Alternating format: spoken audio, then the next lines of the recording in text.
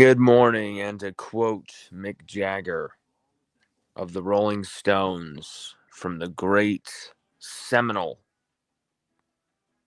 rock and roll live album, Get Your Yayas Out, where Mick Jagger says, "Welcome to the breakfast show."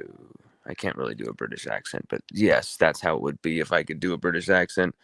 Welcome to the breakfast show. So I felt like that was the perfect way to title this show.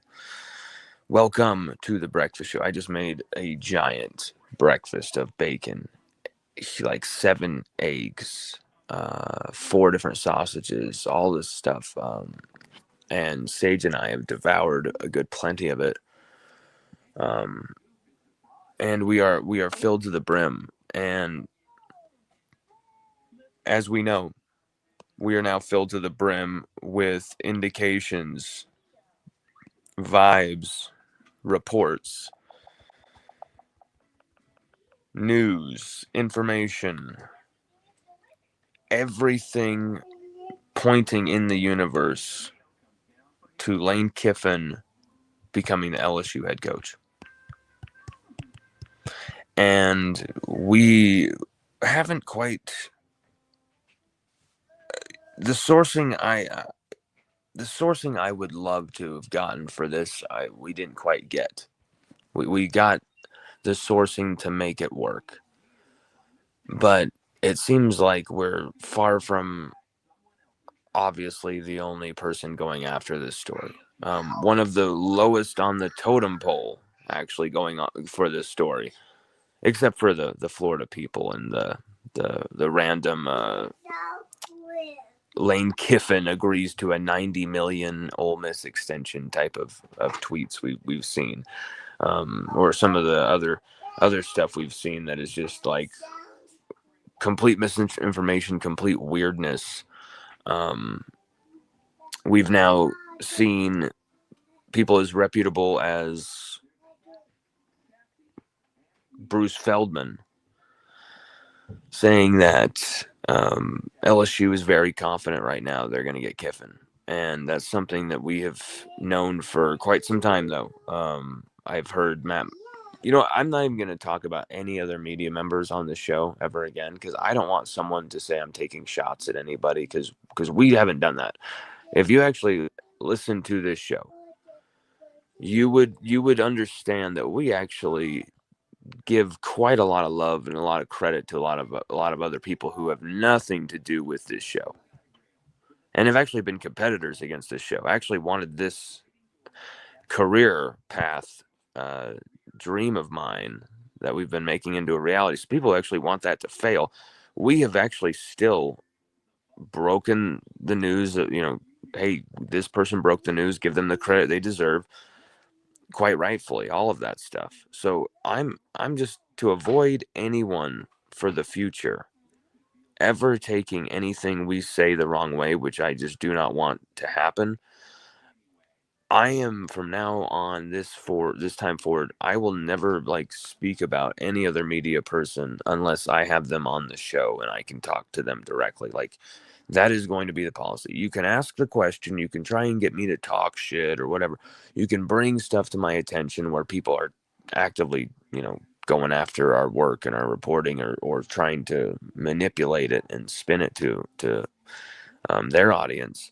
But we just are not going to participate in it. We are going to show what we show, report what we report, and try and make that as clear and as obvious to our audience as much as we can. And then we can't really control how others are going to take it from there, but we can control how we are going to present ourselves, how we are going to put out the information, how we are going to handle delicate information, I guess would be the way to say it, how we are going to deliver as best as we can the best content to the best fan base in the country. But I will not listen to people who haven't watched this show, haven't listened to the show, try and tell me what I think about certain people. try and put words in my mouth about certain people, or try and gaslight entire groups of people into believing that, especially when I have proof and I've shown the proof to say otherwise. So, um, with that said, I'm going to say one thing directly to somebody, and I want them to understand this because I know my real audience who actually watch every show, read every article. People like Sweet Lou Corona, people like Jamer, um, the list goes on and on of people who have supported this. The Taiga. I don't want to leave any names out because there are a lot of you guys who have supported us for years and have been amazing to us. Um, the drunk Blake Bakers of the world, the Christian Cowleys of the world, all of you guys, so many of you guys.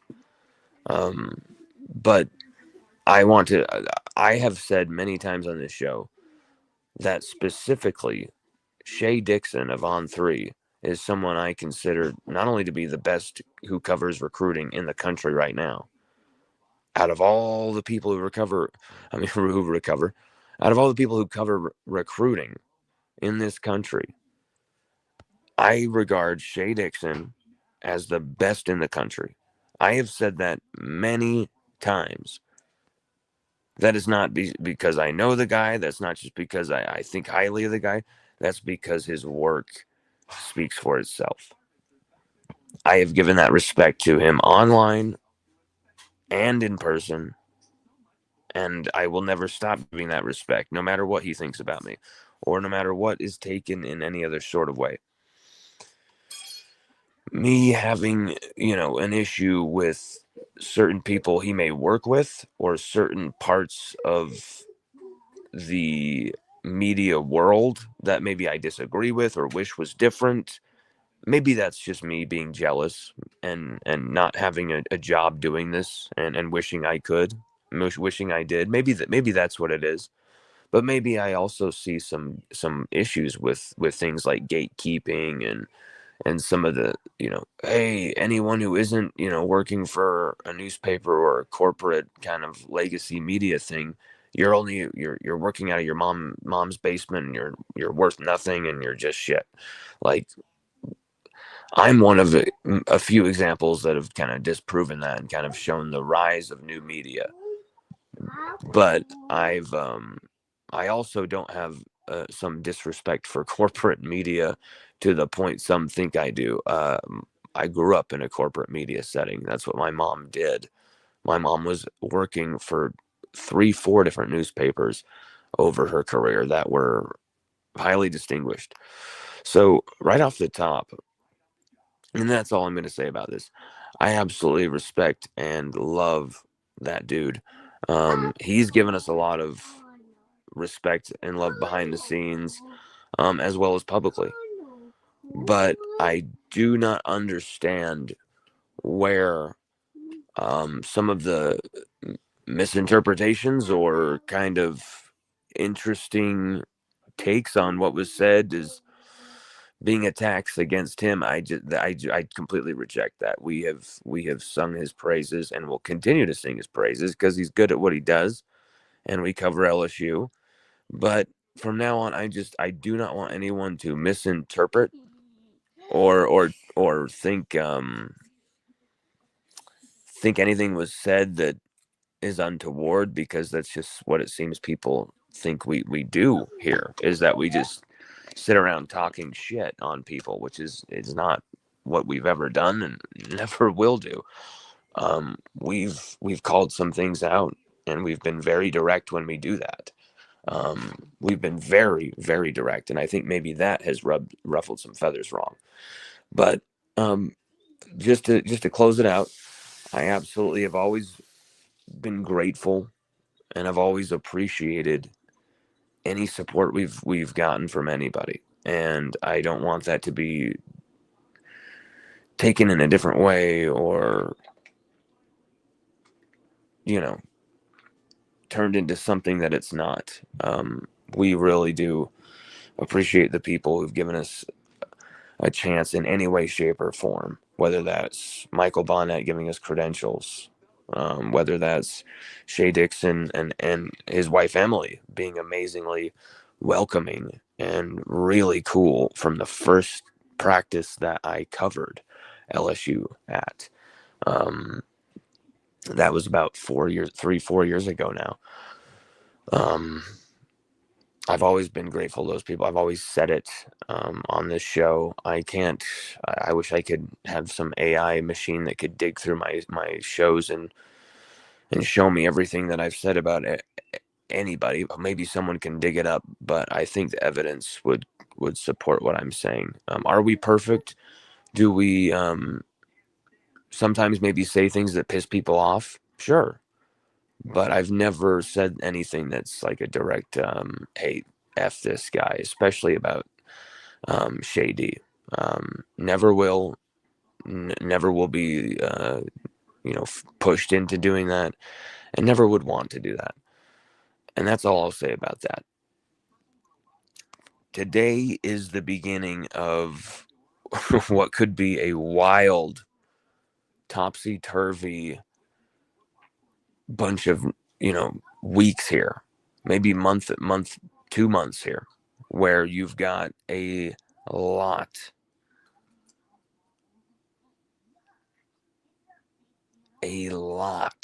of changes about to occur.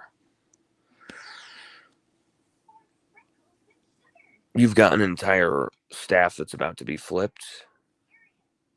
You've got, obviously, a new head coach, goes without saying. You've got a lot of roster turnover and a lot of roster, injection. So there's going to be a lot of new faces. There's going to be a lot of decisions made that might piss a lot of fans off. Some that are going to excite the fan base, but Lane Kiffin is going to be LSU's next head coach. I don't think that can really be in dispute anymore.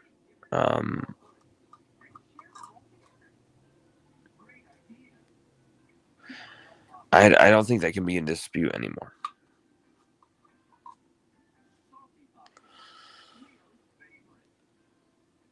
Everything is pointing in that direction. Everything's been pointing in that direction for a while. If this were to change in any way, shape, or form, or be delayed or extended, I believe that's going to be because of the SEC championship and potentially Ole Miss participating in it. But I don't see, okay, you're going to keep him for another game, for the SEC championship game, but he's going to LSU. Well, then what was all this drama about?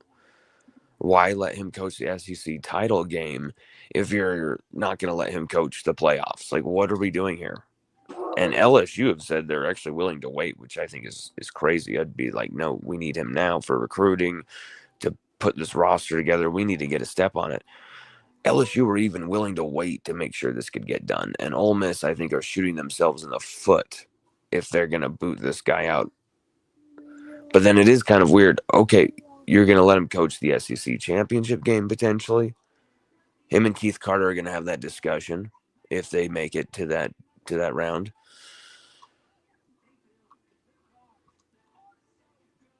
And we'll see what happens. But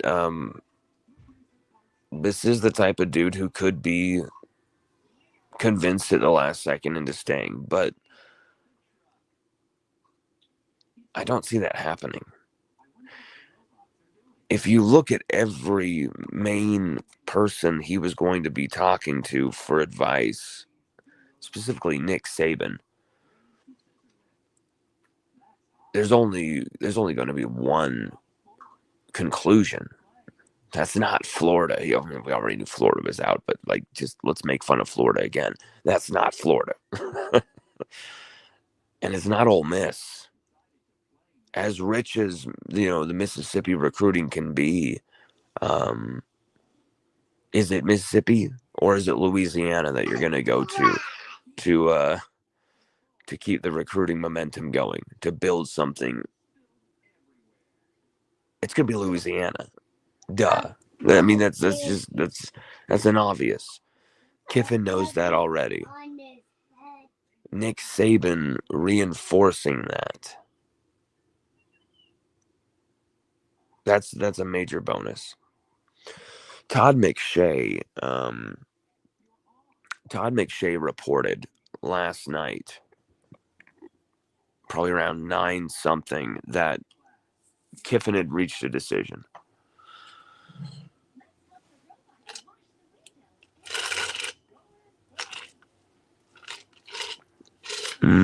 Sorry, that red V8 juice on ice was calling to me.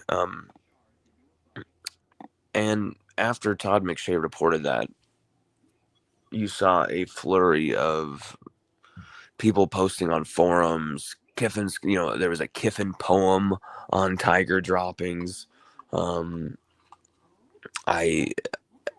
was stuff all over the place that was just, people felt the vibe that, okay, something had just happened, a decision had just been made. Kiffin is now on the loose. Kiffin is now coming to LSU. And what that is yes, a final decision has been made. And it appears Lane Kiffin will be LSU's next head coach. And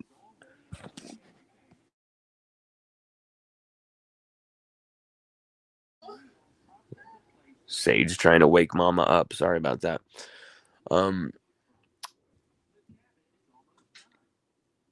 Lane Kiffin has made that decision. He can't wait any longer. This can't go on any longer. Now, whether they let him coach the SEC championship game, that's a whole nother thing.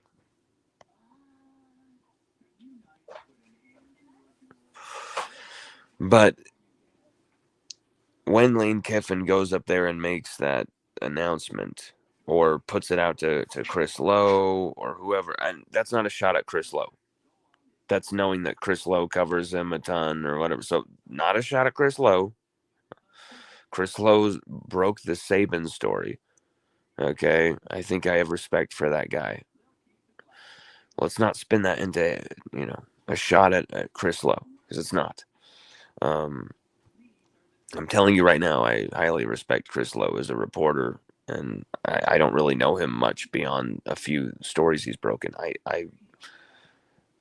It's not me being disrespectful. It's just me saying I don't know. Like, honestly.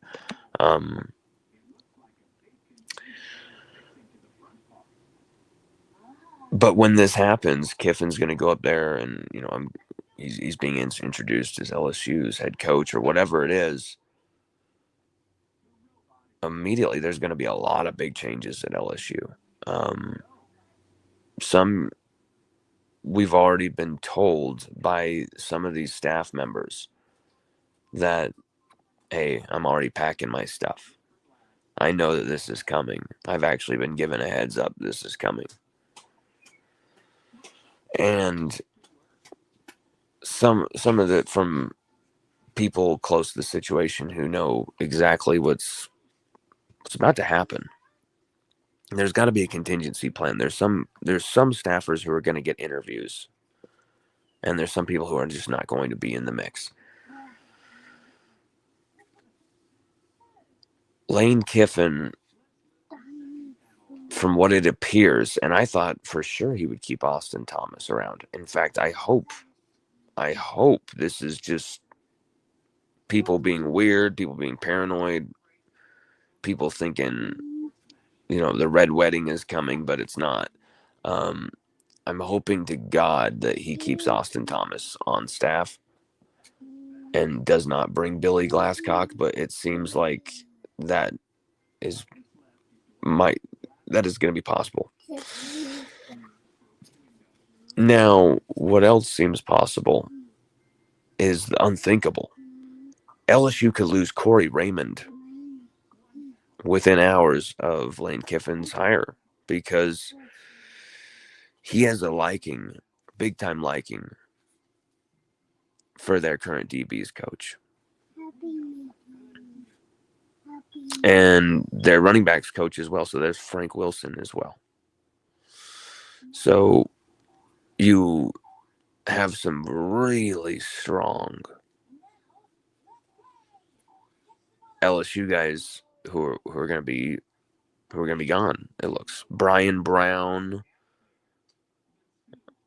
I mean, he's a co-defensive coordinator, and he's your DB's coach. That's a guy who's sadly it looks like going to come in and take over for Corey Raymond, and that's unthinkable, right? Especially with what Corey Raymond just did to prove that, hey, like, this was never just the talent that I had at my disposal, and that the talent was so rich here at LSU that it papered over my cracks or whatever. Like, Corey Raymond can develop anyone into a superstar. I mean, not just anyone. You know what I'm saying? He can develop any 4 or 5-star guy into a superstar. He's going to elevate them. Even a guy like Ashton Stamps, who people gave no chance, he turned into an SEC starter. So, like, you get rid of Corey Raymond, I think that's dangerous ground. I can read this to you in a second. You want me to read you this little book on the show? While I'm doing a show, you want me to read you a book? Okay, Sage, here it is. I'm going to read you this one, and then Dad has got to keep going back to his thing, okay? A is for adventure. Okay. B is for bite. C is for catch. You know that. Orange is for cone. Orange is for... Yeah.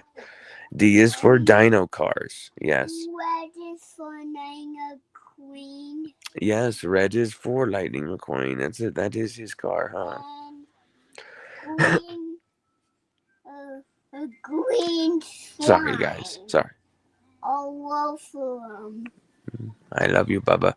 Can you finish your eggs and bacon while Dada does his show? Blue Mater.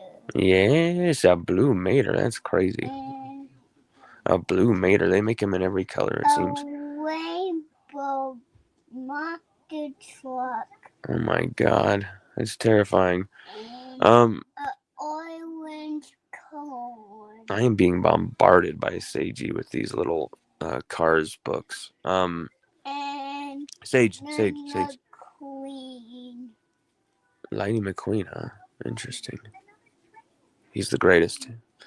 The champion of the world. Sage is bombarding me. I love it. The orange cones, yes. Yes, but sorry, this is the breakfast show. What can I say? Welcome to the breakfast show. This is what happens on the breakfast show. There's going to be some big, Chris Kiffin, even Lane's brother, is the linebackers guy. That's Blake Baker's specialty. It's Blake Baker. Like, there is going to be an old missifying of LSU staff once Kiffin comes in.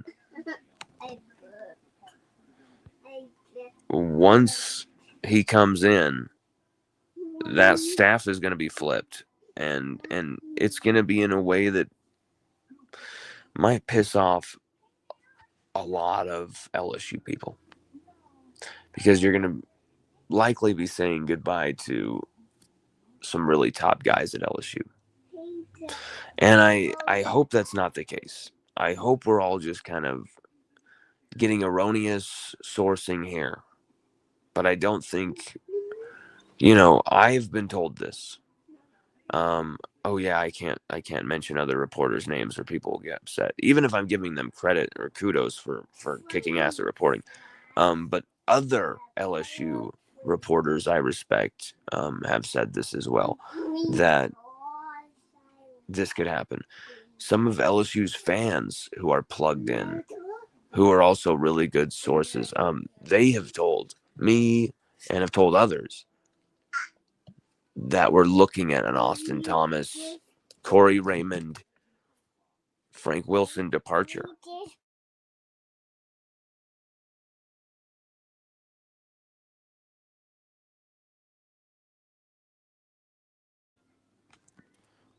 So you've got some pretty big turnover if and when we finally hear this announcement.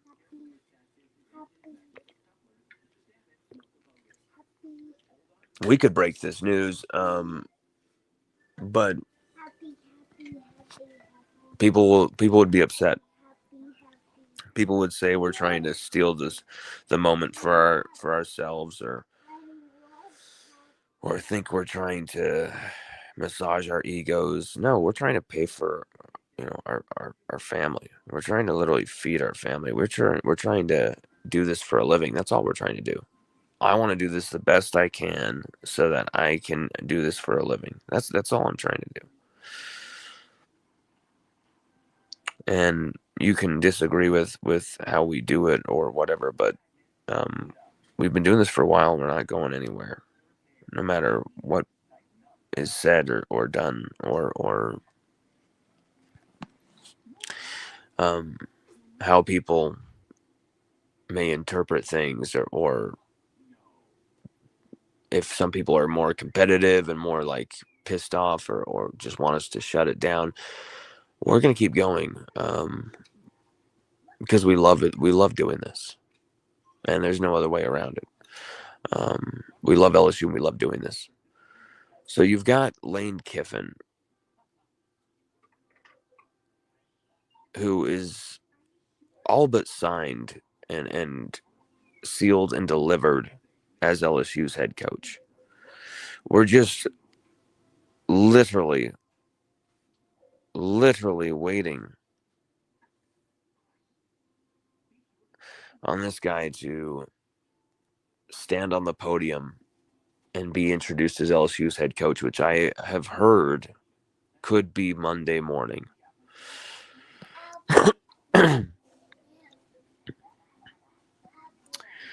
We have, this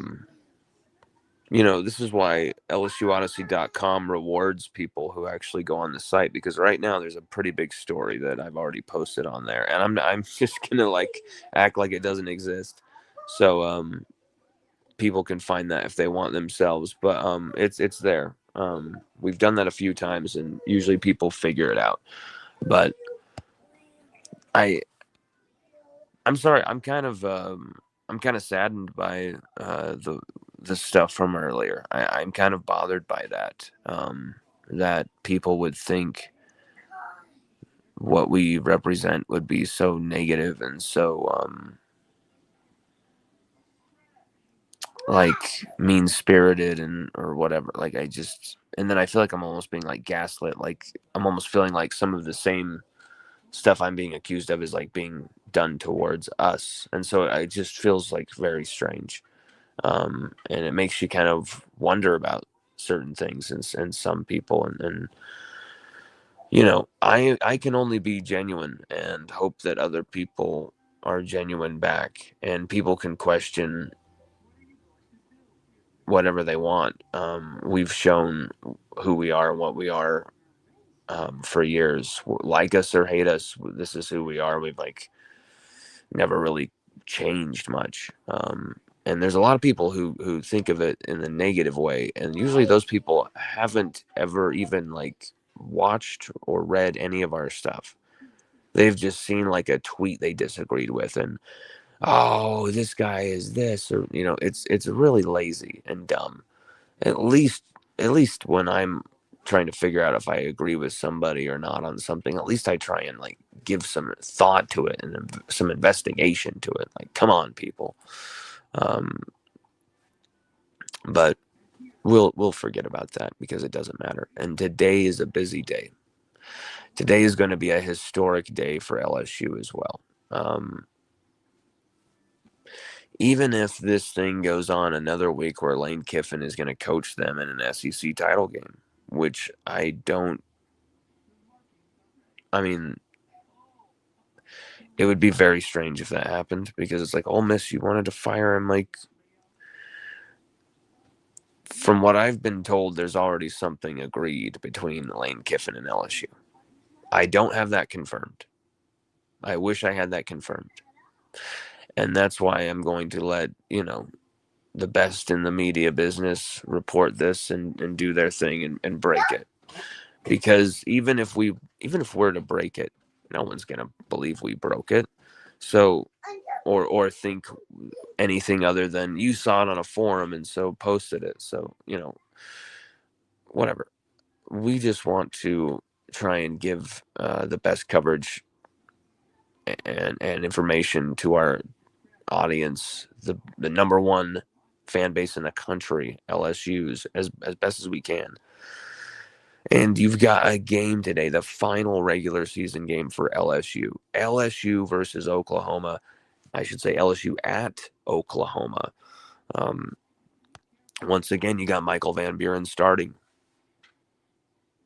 And he wants to prove he can be part of the future for LSU. But, there is talk that Lane Kiffin is going to bring Trinidad Chambliss to LSU with him. That would be very interesting to see Trinidad Chambliss come over to LSU a season after what he did to us. I'm all for it. You need as many great quarterbacks as you can have. He just led this team to an 11-1 record. He didn't start every game, but I think it's like 8-1, 9-1 at least, something like that. But this is a dude that you absolutely want among your quarterback roster. And a great, how should I say this? I'm sick of watching LSU play against dual threat quarterbacks while not having one of our own. You know what I'm saying? Like when we had Jaden Daniels, you knew you could at least fight fire with fire, and then hope to God your defense, that was terrible, would find a way to get a few stops. In 2022, your defense was able to gut out a few games and win a few games, and because of it, you got to an SEC championship game in Brian Kelly's first season. You have a dual threat quarterback at LSU, your chances of winning exponentially go up. Even as ugly as the Michael Van Buren offense has been, perhaps even uglier than when Nuss was at quarterback. It looked better than when Nuss was at quarterback against Arkansas, and then it took a major step back last week in that 13-10 debacle against Western Kentucky. But as long as he avoids negative plays and you control the football, which gives your defense that rest, man, I don't care how you win. That was the way our team was built to win this year, with an injured Nussmeier. And Brian Kelly didn't have the balls to make that call. And now you got Michael Van Buren and this LSU offense going to have to try and play, some type of spoiler against Oklahoma and John Mateer. And I think they can do it. But if we're going to do it, we're going to have to hold Oklahoma to 14 or less points, because this offense cannot score to save their lives. They couldn't. This offense cannot score to save their own lives. You need your defense to get stop after stop after stop after stop. You need to kick and score every field goal you possibly can, because your offense will not get it into the end zone more than one time. I mean, before it was we could only score 2 touchdowns a game, and now you can only score 1. It's possibly the worst LSU offense we've ever seen. And I'm not just meaning statistically, but aesthetically. And people have brought up Anthony Jennings era and some of the Brandon Harris years and some of the Cam Cameron stuff, all this stuff. And I'm like, Curly Hallman, I'm like, sure, but in that era, you could win those games. This isn't like the most offensive era, right? Defenses are getting slaughtered all over the place, even in the SEC. And in this hyper offensive era, you could only score over 25 points against Southeastern. Like, what in the ghoulish hell is that? I don't know. I don't know what that is.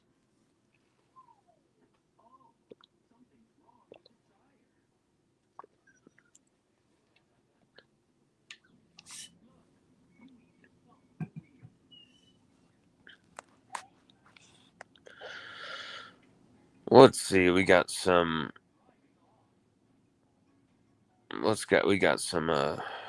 comments here. Young Citrus says the problem is until Pete Demel or Kiffin himself breaks it, no one will believe anything.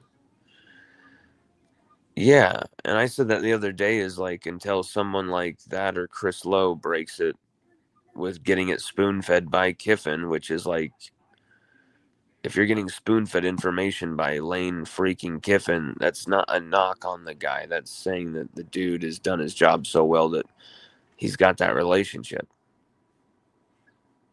You know,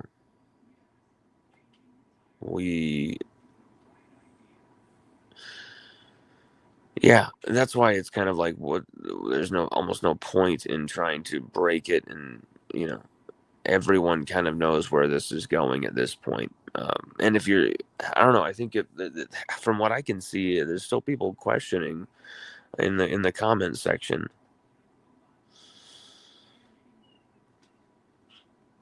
Tiger Den Sports says, "Do you have any idea, or do you think, or do you have an idea, or do you think Kiffin will keep Blake Baker or bring his own guy in? I'm hearing things. Just want to see what your opinion is."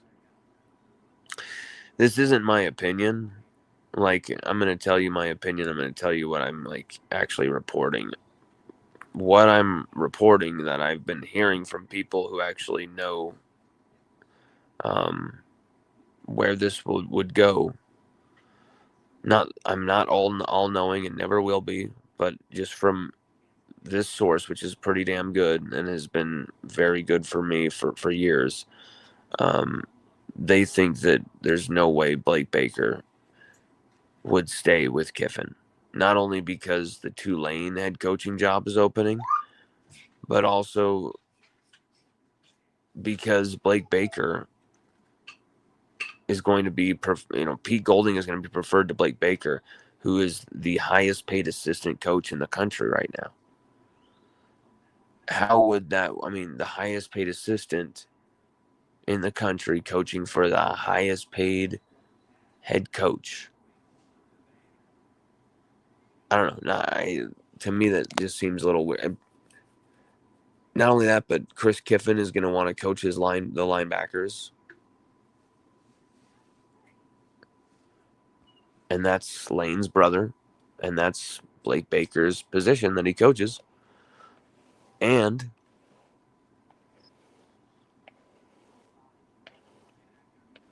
Lane Kiffin has kind of, how do I say this? Lane Kiffin is not going to keep Blake Baker around. I'm just going to Blake Baker is going to take that Tulane job, I think, when it opens, if it's offered. And also that, adding to that, Blake Baker, I talked to someone very close to Blake Baker, and I know he was extremely hurt by how the fan base kind of put some of the biggest losses of this season on him in the defense when, sure, they couldn't stuff a dual threat quarterback nonstop every game. But what defense does, and show me a defense that does that routinely. And also, yeah, he made some dumb mistakes with not having a spy, using Perkins as a spy, that type of stuff. But he was holding opposing teams to 24, 25 points in some of these games where we got like beat up against Ole Miss and stuff. Like, that's still winnable. And our offense couldn't score to save their lives to even get close to that score line. Even get close to that. So the offense so bad, it is literally like a big force to watch Geely. You know, it is something else. It is like watching that Office season with Robert California and no Michael Scott. You know, um, it's it's like that final season of Friends. Um, it's like the last minute of the series for The Sopranos. Um, this offense, I described it in an article as being drowned in a porta potty at Woodstock '99, and it's like that. I think that you can't describe this offense any better than that.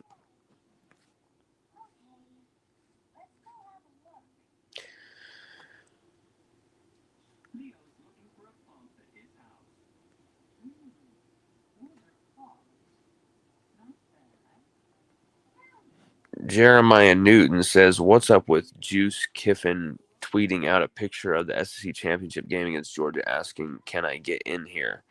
Seems like bad news." I don't know. I think you guys are reacting way too much to every little post by everything.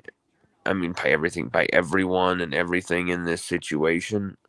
I think sometimes our fans are so dialed in, locked in, obsessed with this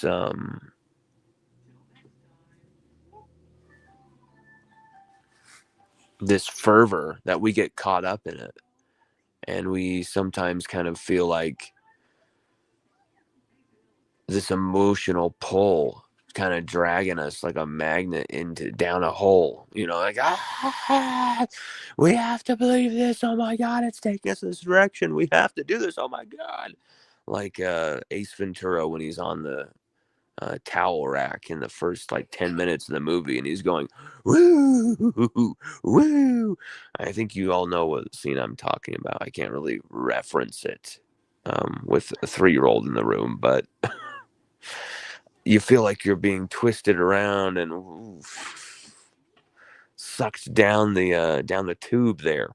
um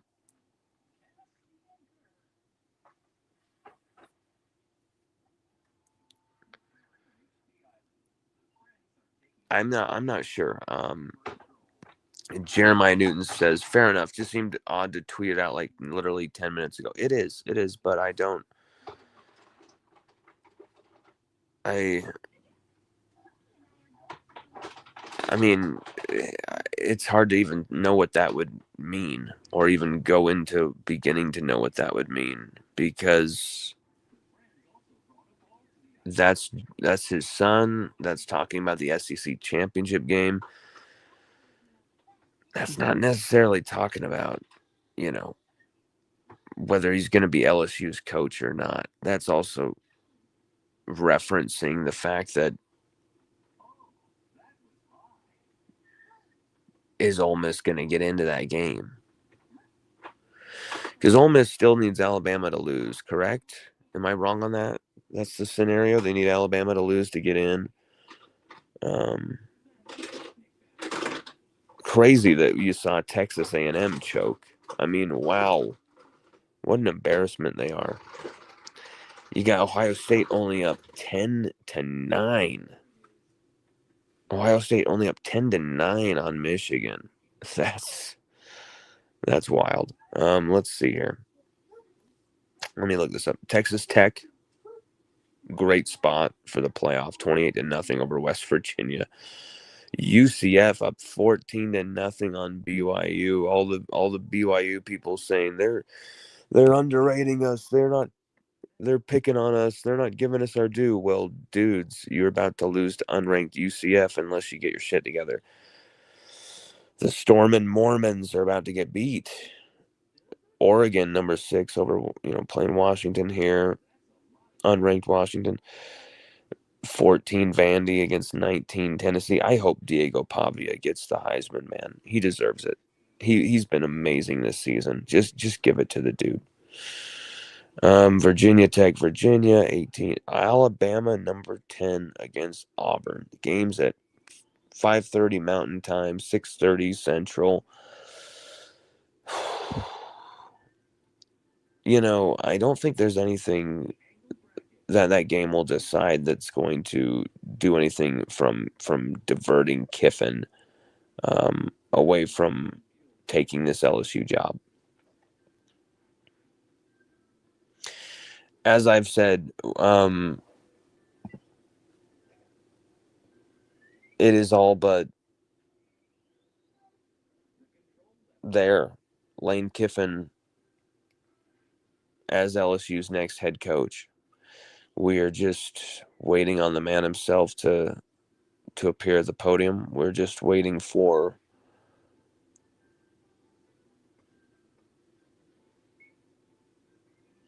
one second here. Oh shoot. Revert that to draft. Wow. Posted that on accident. Shit.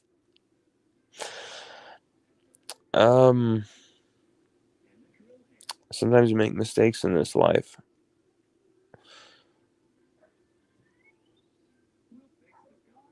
One second, everybody. You got a lot of football this day.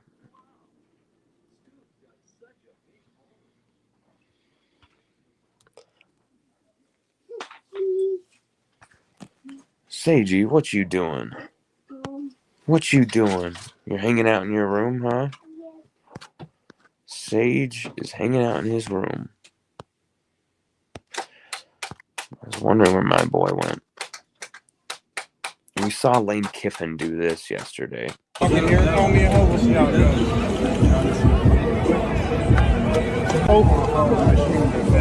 So you want to walk in here, call me a hoe, we'll see how it goes. I mean, is Lane saying that like the cops would beat that guy up or something? Is that was he trying to infer? Like, you call me a hoe and up in here and see how that goes. Was he like, all right, get him boys, and like the cops start beating the crap out of Spirit Ben, and then people going after Spirit Ben, like Spirit Ben's such a bitch. It's like, what was he supposed to do? Like slug Kiffin in the face? I actually think he looked like the alpha in the situation, to be honest. Like Lane kind of walked up to him groveling and kind of whining about shit, and how dare you call me a hoe? Like, he completely misinterpreted what he was even calling him in the first place. So I thought it was kind of stupid by Lane Kiffin to do that. But when you're burning a bridge, that's what he's trying to do, I guess. He's trying to burn that bridge.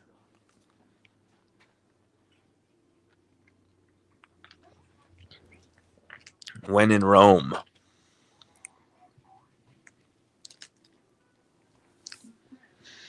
When in Rome, burn the bridge. What am I talking about? I'm trying to think of that story where they burn the entire city through the Trojan horse. Oh my God. I'm thinking of the name. I'm forgetting the name of that city. Damn it, the allegory's all screwed up.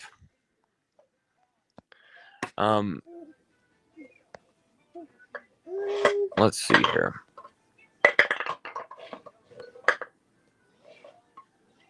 Let's see this. Tyler Falgout says, did you see Lane's interaction with his receiver after a touchdown yesterday?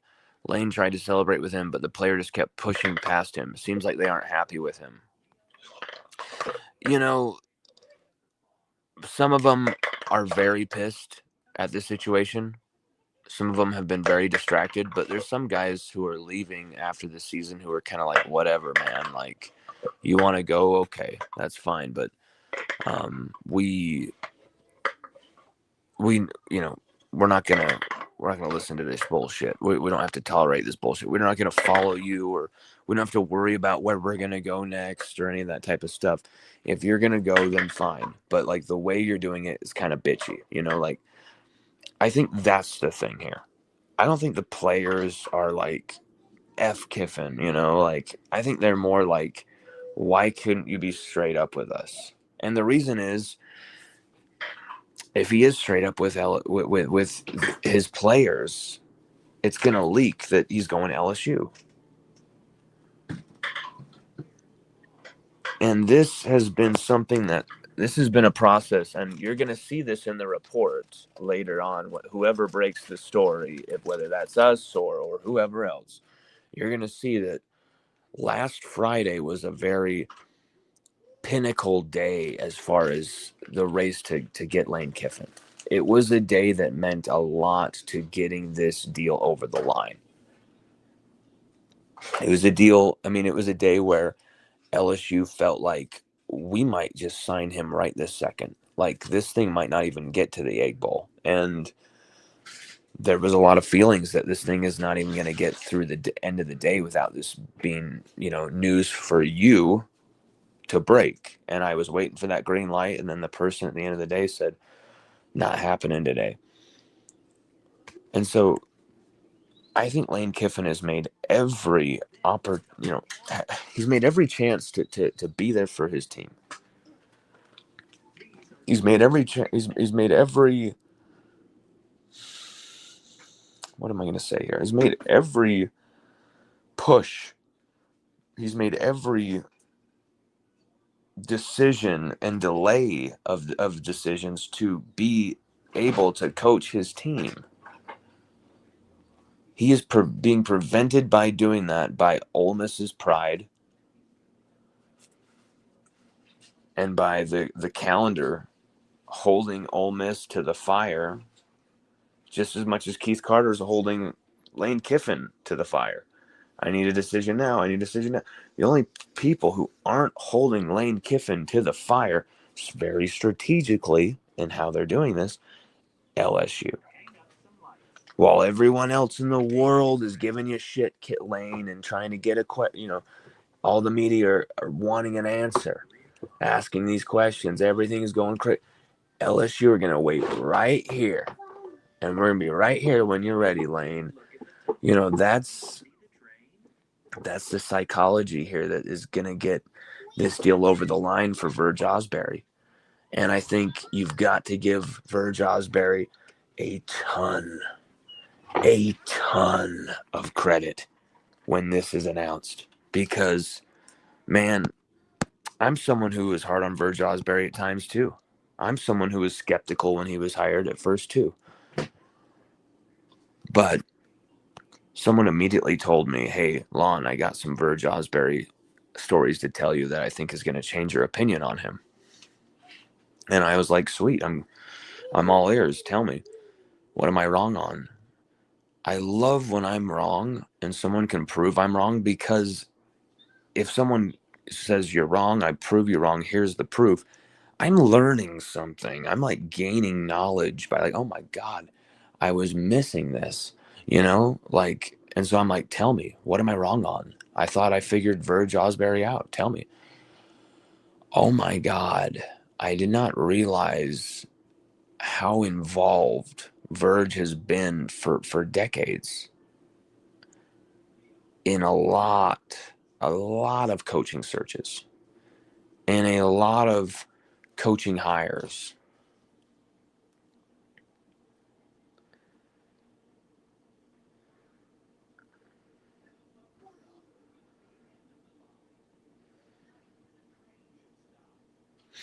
And I think you got to give him a ton of credit. I think you've got to give him a ton of credit for getting this over the line. No one thought Verge Ausberry could make this deal happen. There were a lot of people who are, you think Verge can get this done? You think Verge? And I actually think Matt Moscona was one of the few who said, yeah, I think Verge will be able to get this done. I didn't really hear too many. I'm not trying to take a shot at anybody else.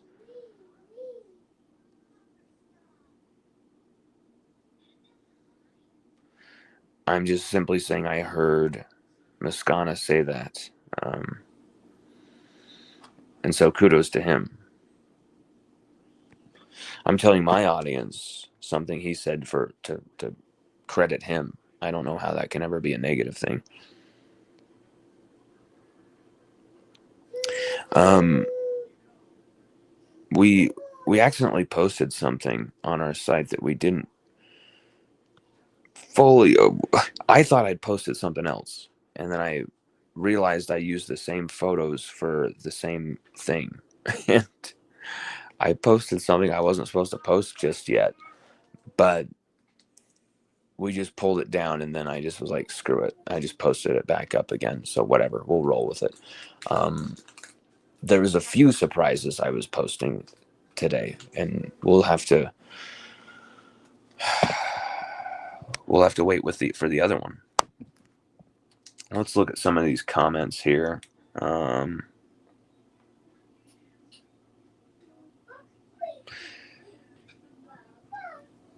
David Noah says that is a shit take about Ben and Lane.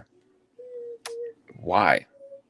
Was Lane supposed to like headbutt him, and was Ben supposed to like punch him in the throat? Like, Ben was not calling him a hoe. Lane was overreacting and kind of like, you call me a hoe next time up in here, you'll see these, we'll see what happens. And like, what are the cops gonna like gang beat this shit out of this guy? Like, gang stomp him? Like, the whole thing was ridiculous.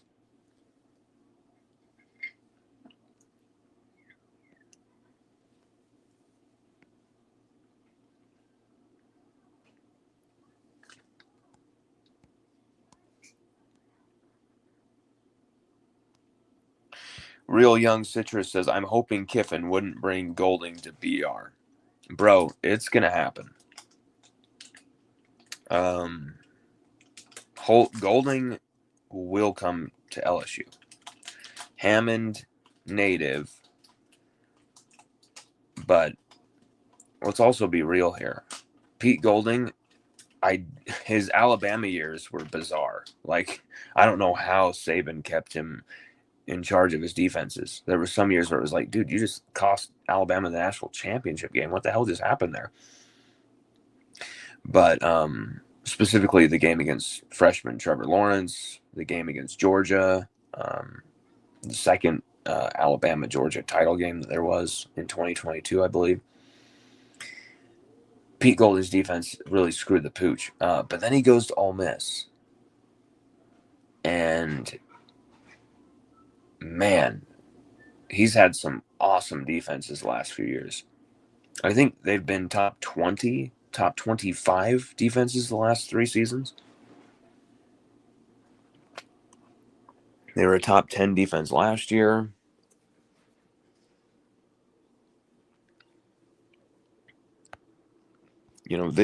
Pete Golding is not the worst option in the world. Not even close. But he's not Blake Baker. And you replace Blake Baker, you're going to lose a lot of guys on that defense. You're already going to lose a lot of guys on that defense. That's what sucks about we got this 1 year with an awesome defense. We haven't seen a defense like this in years at LSU.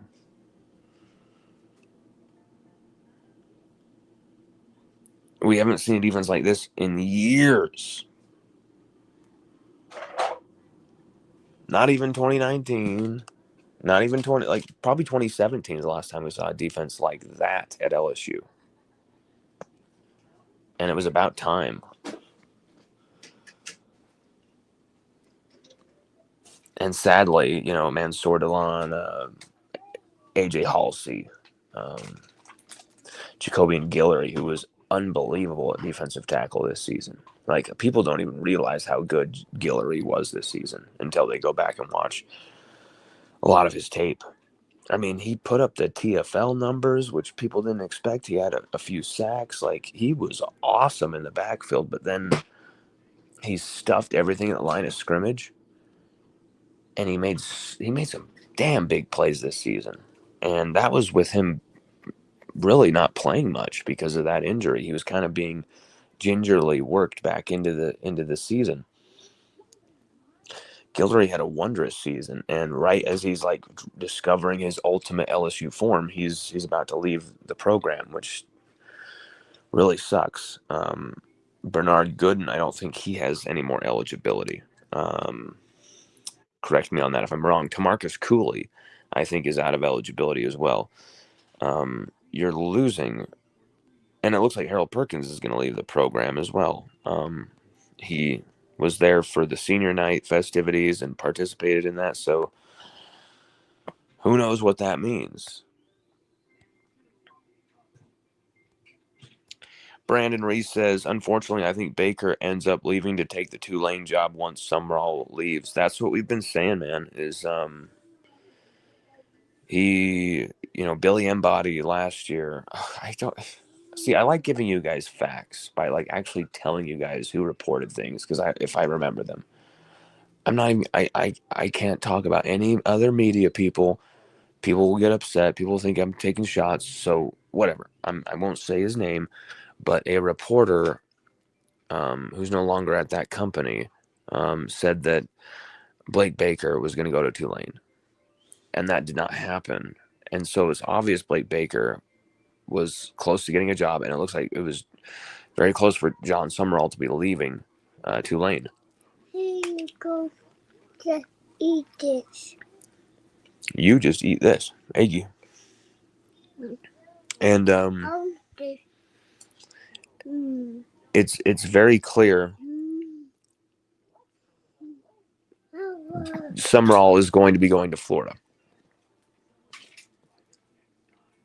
That's how everything looks right now. I don't have a source there, so I don't know 100%, but that's what it looks like, right? If I'm wrong, Summerall's still going to get a job somewhere at some big program. The time is now. He's moving. He's been interviewing. Like it's going to happen. That job will open up. Blake Baker will get a shot at it. There's no question. If Blake Baker could get a shot at the LSU head coaching job as like the third or fourth option, then what is it to say that Tulane aren't going to call him? Of course they're going to. So that's what we brought up earlier, man, is yeah, it sucks because what we have with this defense is ferocious this season. Hasn't been perfect, but you're never going to be perfect when your defense has to play 80 snaps a game because your offense can barely control the football. Then it doesn't matter how many stops or how many picks or how many forced fumbles or defensive plays they make, turnovers they create. If you just keep giving the opposing offense back the football, they're going to score on you at some point. You're going to get worn down at some point. We have 5,700 people watching us on Twitter right now alone. And it looks like we've got around 100 on LSUODYSSEY.com and on Instagram. I hate how they do their live thing, Instagram. It's like so hard to even tell how they do this. Their live video thing is so weird. Can't quite see the numbers on Instagram. It's like way at the beginning of the stream there. Instagram do their streams so freaking weird. But so many of you watching right now. Thank you guys so much for watching the show and giving it a chance. Sorry for that being my crazy boy in the background. We're trying to let the very pregnant mama have some sleep. Sage. Not so loud.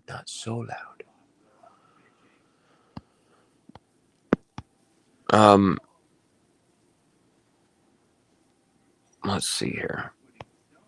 Oh my God, we have to post this obligatory hilarious photo of I don't even know what this is. Theo Vaughn and Brian Kelly together? Jesus, who knows what's going on there?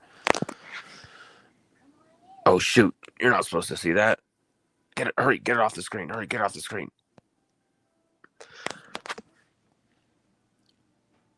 Frank Wilson likely coaching his final LSU game for some time, because it looks like LSU are going to be getting rid of Frank as well.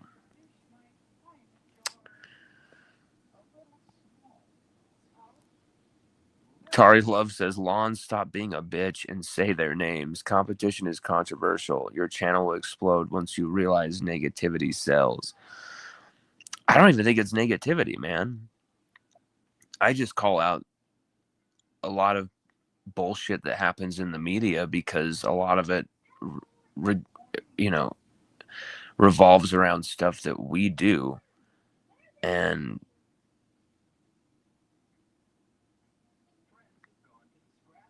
people kind of going after me for zero reason, people trying to spin what we've said or reported, people just trying to straight up lie about things never has sat well with me. And we've always called it out by name. We've always called it out by name and by deed. We're just seeing people kind of spin that and try and make it into something it isn't. Shots at people that it's not. Like, we've taken shots at people like Matt Bruni or Bryce Kuhn, because those guys take shots at us, and so we go, wow, okay, well, let's not just take a shot at you, but like actually call you out and prove you wrong. And that's a shot at them, I guess. That's talking shit, even though they're doing it in this sniveling, behind your back type of way on a forum to all these people, trying to basically shit on us, to all these people to try and make us look bad. And then you got all these random cult type people hitting me up, echoing everything those guys say. It's very weird.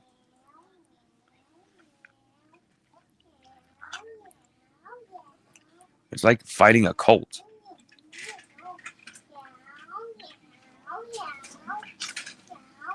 And I have nothing but respect for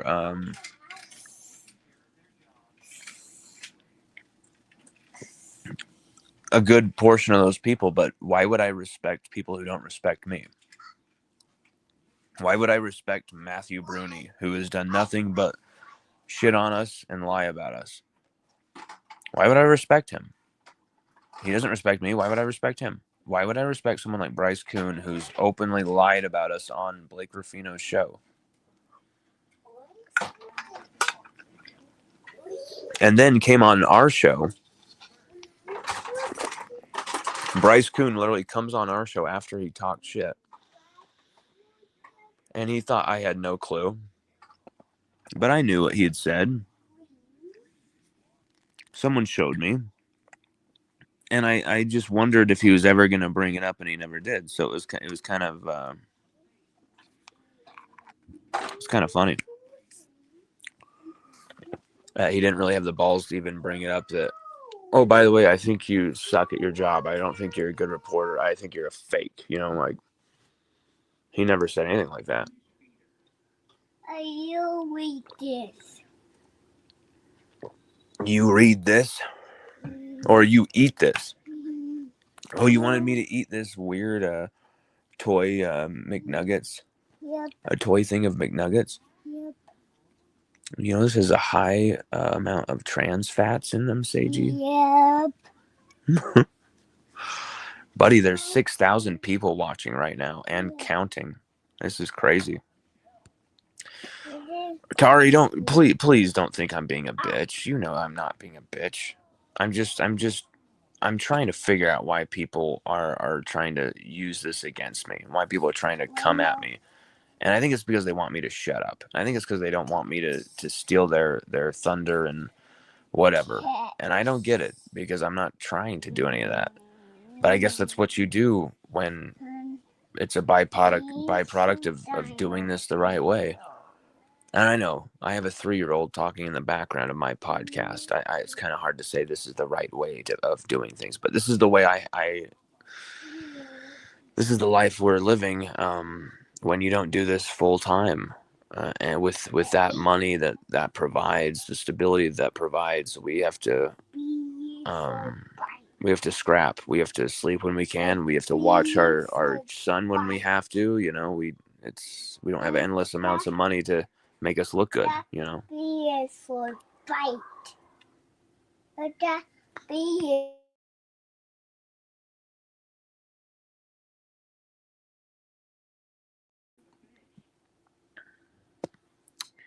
Yeah, man. I just you're one of my favorite people who listens to this show, watches this show, Tari, and I love and respect you, brother. And don't want you going anywhere. B is for bite. I get you, Seiji. The entire audience has gotten you. B is for bite. Seiji, we know it. B is for bite. Yeah. I'm trying to talk to almost over 7,000 people now. We've got a lot of people watching us, bud. We got to deliver the goods. We got to deliver the goods, buddy. We've got a lot of people watching. Oh, Tari love. Tyler McClendon says, dude, if LSU gets rid of Wilson, I'm going to be pissed. I think you might need to expect that right now, man. It's looking like that's what's about to happen.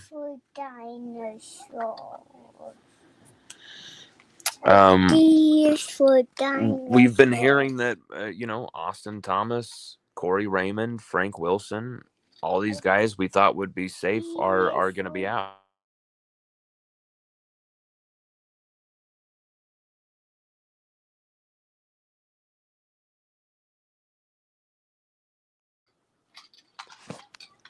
It's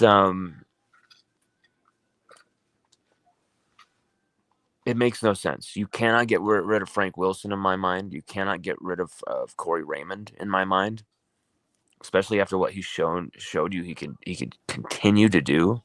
It wasn't just a fluke. It wasn't just the past. This guy is the greatest at developing cornerback talent. And to just get rid of him because you prefer Brian Brown, your DB's coach, I don't think that makes any sense. But we'll see what Kiffin does. I think it would be very strange of Kiffin to be like, all right, see you, Corey Raymond. Go take players out of Louisiana for some other school. Like, what? You're screwing LSU over even by getting rid of him. Even if you didn't want Corey Raymond on your staff, you'd be stupid to not keep him.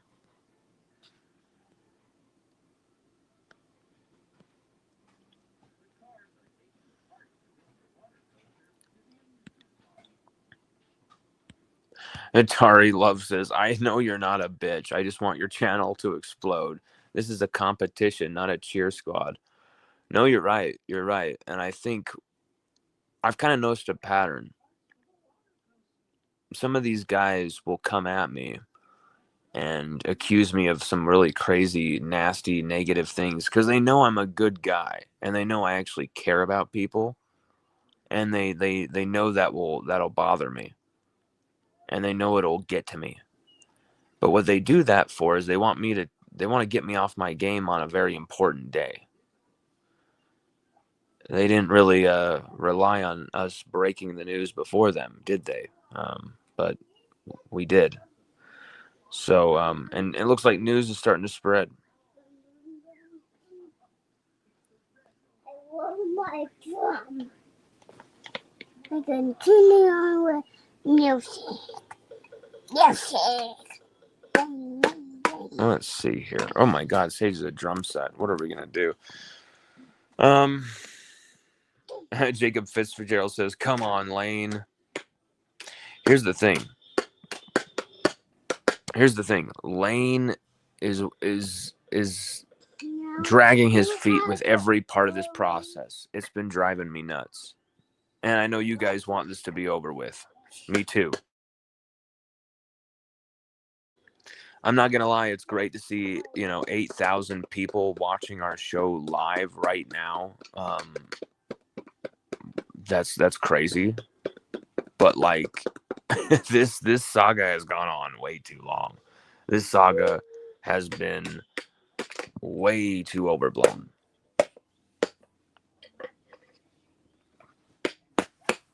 This saga has been straight up nuts. What? What are you saying? Seiji, I'm trying to talk to the people. Oh, okay. There's a lot of people in here. You want to say hi? Hi.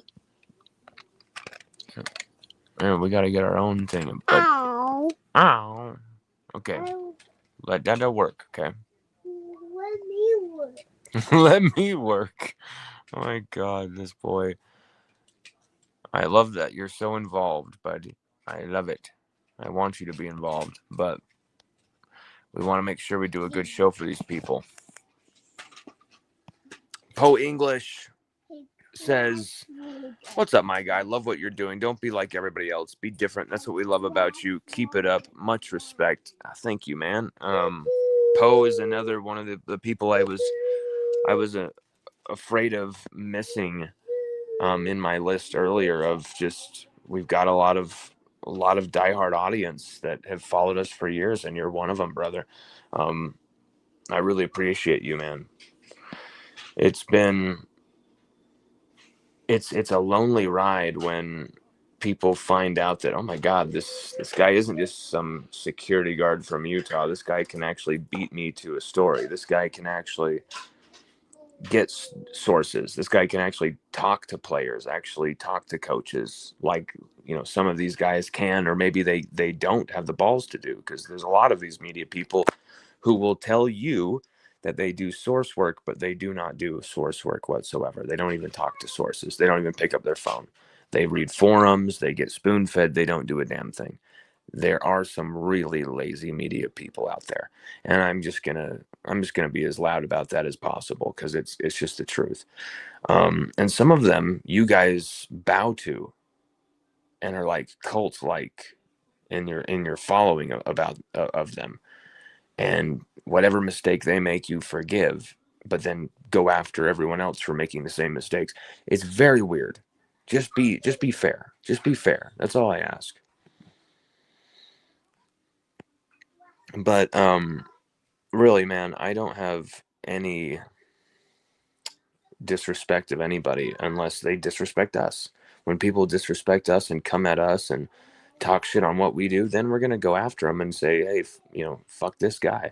Call him out on some of the bullshit he's done, you know, or if we don't feel like it, we don't do it, like let it go, focus on the work at hand. But I'm never going to just let someone lie about what we do and just let that slide. So I'm never going to let someone lie about who we are and let that slide. We'll show you. And yeah, maybe we're intense. Yeah, maybe we are a little impassioned, a little obsessed with the whole thing here, the whole job here. But that's because we want this badly, and I guarantee we want it more than a lot of other people.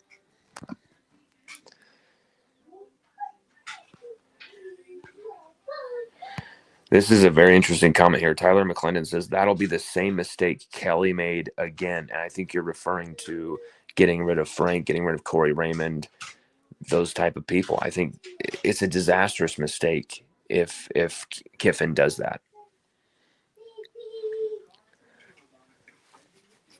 I don't know why. Don't know why he would do it. Don't know why he would do it.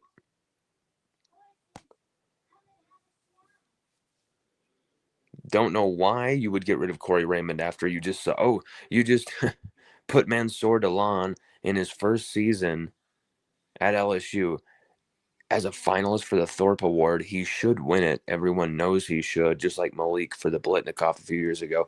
This is like surefire. But no, see ya, Corey.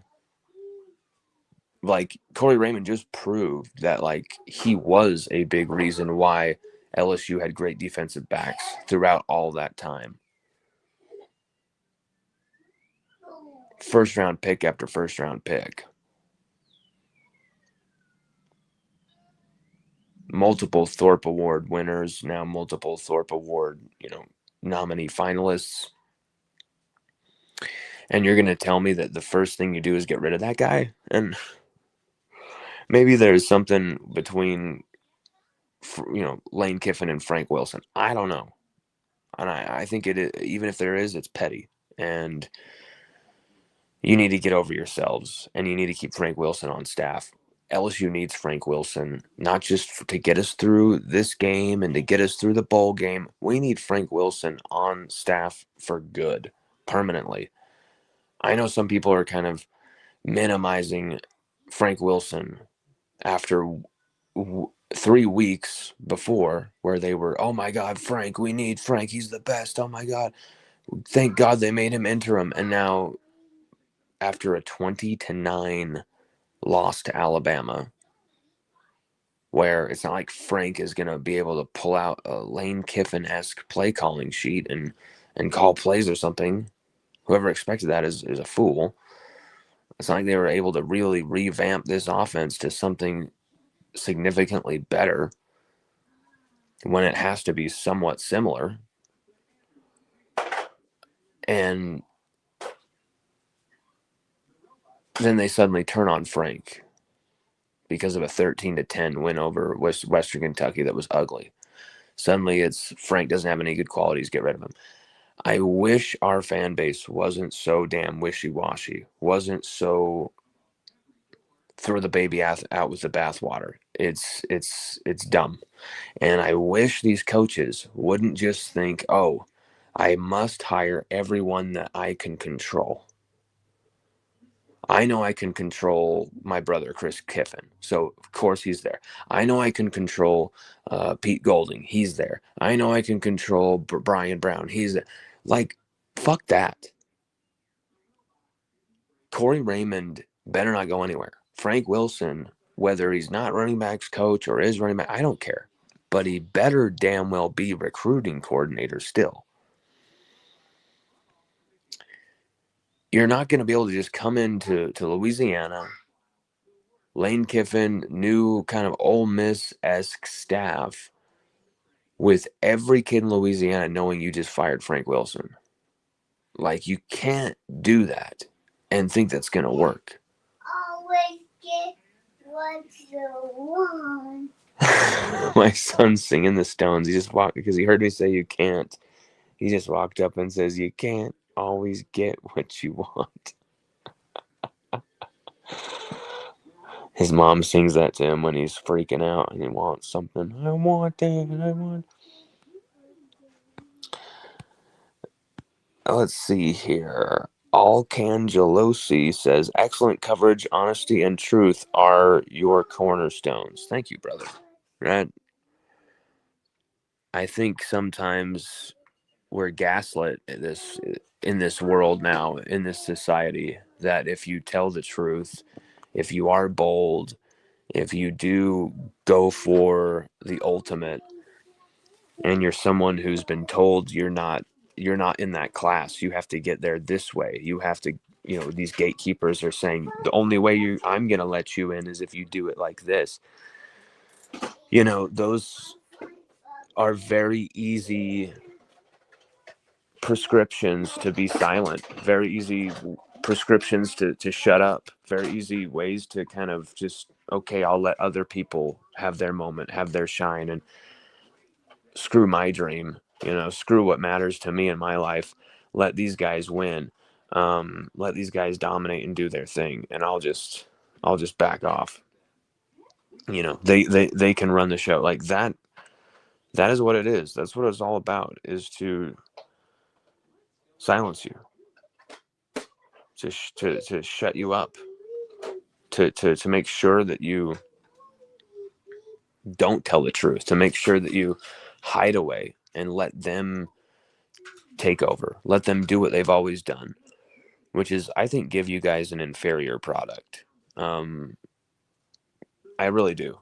I think if you have a security guard with a toddler from Utah beating you to any news story, and you're in Baton Rouge, Louisiana, then you have a problem. If that happens 20 times, 30 times, 40 times, 50 times, and these reports are credited by USA Today, by Sports Illustrated, by ESPN, by On3, by Sports Illustrated, by 247, by The Advocate, the list goes on and on and on. then I think you kind of have a crisis. And that's when people start getting nasty and start telling lies and start twisting truth and reality and trying to really, because they know I've got a good heart. And so they think if they can screw with me mentally and emotionally, that it'll do me in. But they don't know that I'm fighting every word I say on this show, every time I do this show, every time I write an article. I'm not just like doing it because I have this, need to write LSU stuff. I do it because I want to do this for a living. I want to feed my family with this. And you know what? Because of your guys' subscription money, I've started to. I've started to be able to do that. It's not much, but it's a start.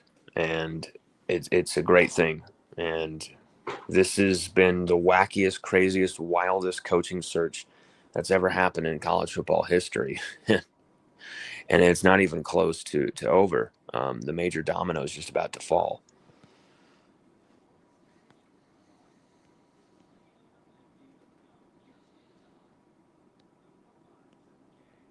Tyler McClendon says, Lane, just sign the paper at this point and be done. I can't keep opening X this much, bro. I know. I know, man.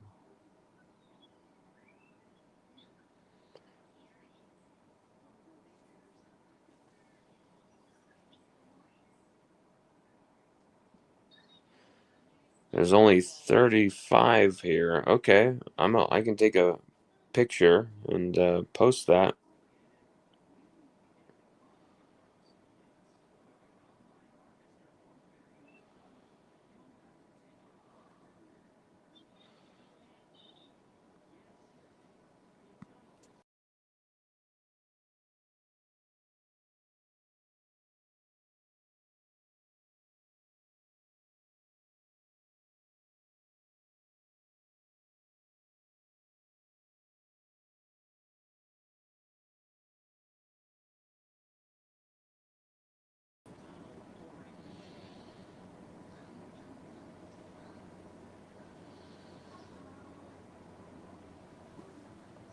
Just a sec, Nathan. You're gonna say that I'm lying about my numbers?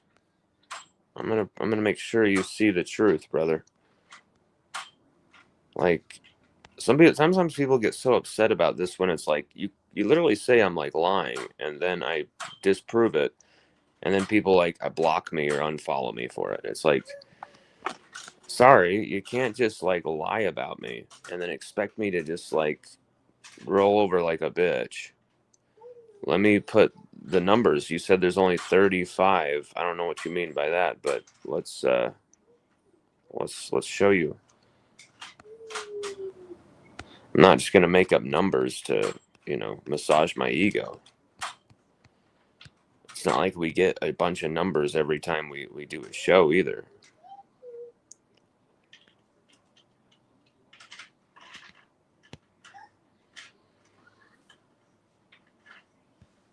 Here we go.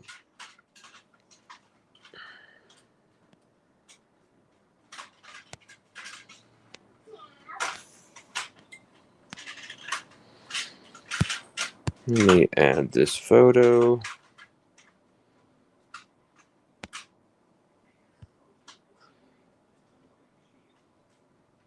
the hell?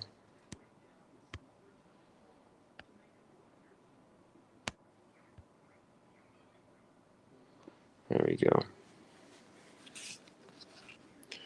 All right. All right, Nathan East. You see that?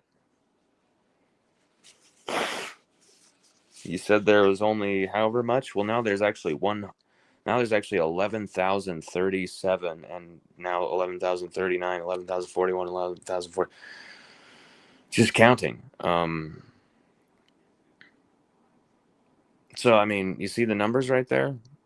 Obviously, we're not making up the numbers. This isn't to massage my ego. This is to prove you wrong. You literally just said I was making up the numbers. There's the numbers, brother. Like, there's nothing to make up. And these numbers are just rising and rising as I speak.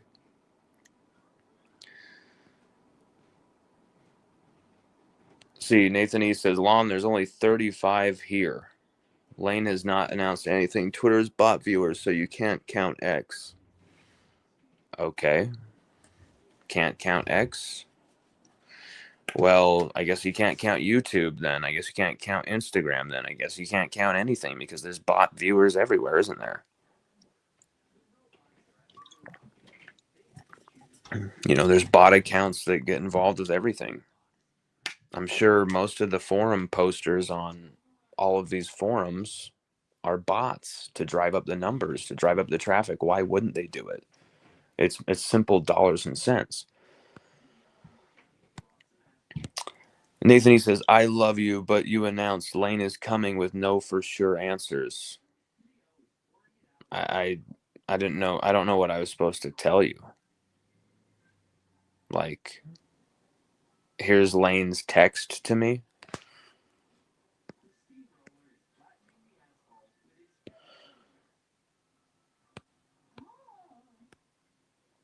Nathan, he says, Lon, no announcement has been made yet. So, that's fine.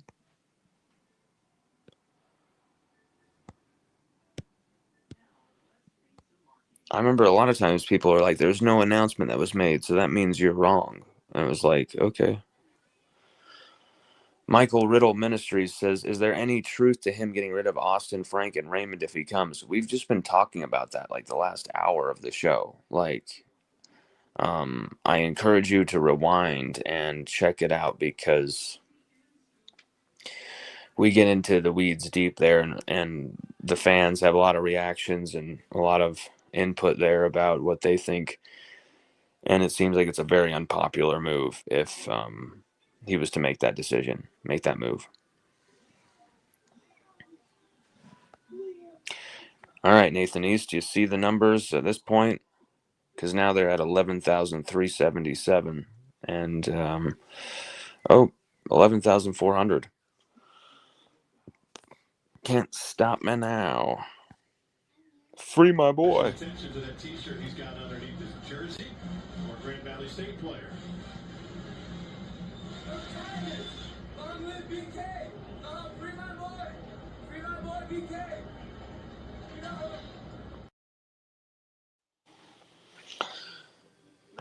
Good God. I actually need to clear up that story with Kenzel Kelly and I. I actually knew about Kenzel Kelly probably before anybody. It seems like most of our people, media people, were kind of stunned that he even existed. But I saw him on the list of the roster. I'm like, Kenzel Kelly, what the hell is this? And I'm like, oh, Grand Valley State. Oh my God, he came with JVR Suggs. And then I found out very quickly it was Kelly's son. And so I started talking to him and chit-chatting and all this stuff, and it was just kind of very doing good, you know. It wasn't really anything, just kind of very basic chit-chat. It wasn't really much, okay? But then I said, hey, I'd love to do a podcast with you, you know, kind of talking from the son's perspective, you know, the son of a coach, how that is as the son of a coach, and how that, you know, how the world of college football treats you in that position, and just about a lot of stuff. And he wanted to do it, but his father, who controlled everyone's interview access, whether they did interviews or not, he blocked the interview, blocked the podcast. So it wasn't that Kenzel Kelly blocked the podcast and blocked me after this thing happened. Brian Kelly blocked the podcast. Then what happened is Kenzel Kelly, then blocked me and called me a stay in Utah weirdo after I reported that his father was going to be fired by LSU, which was a report that 3 hours later the entire media backed up.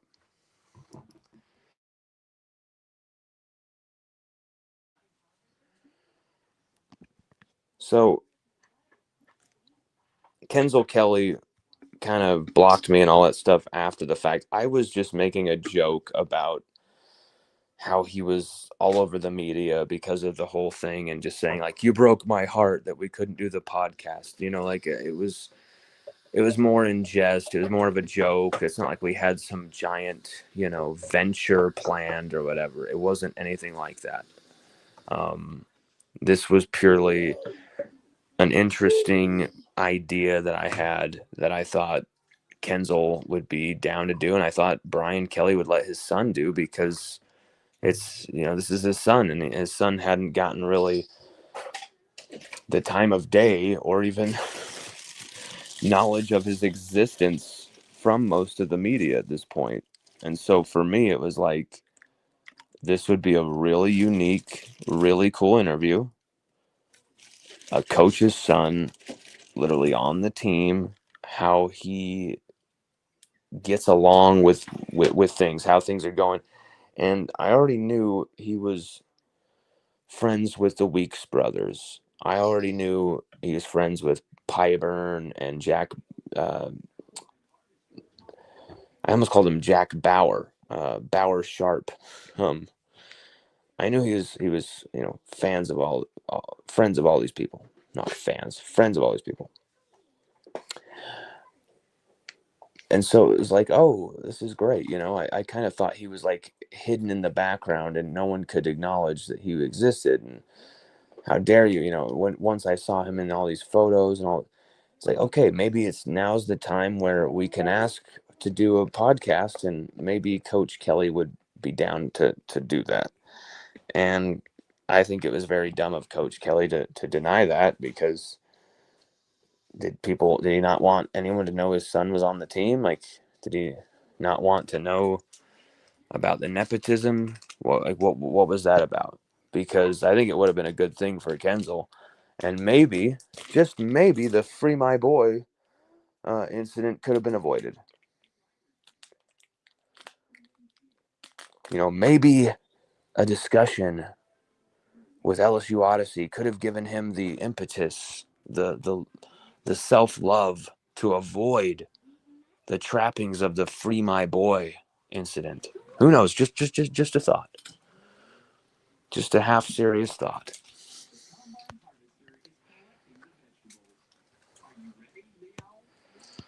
Nathan East, when is it going to be confirmed Lane to LSU?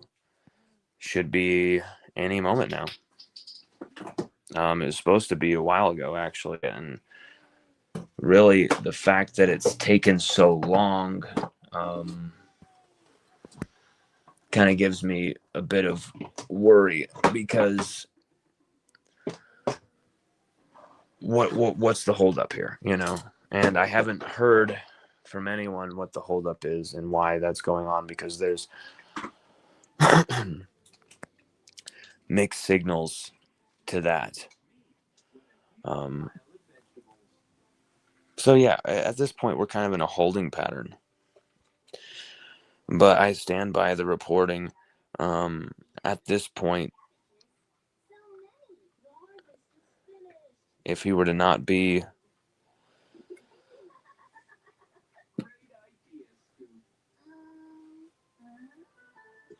wow, okay.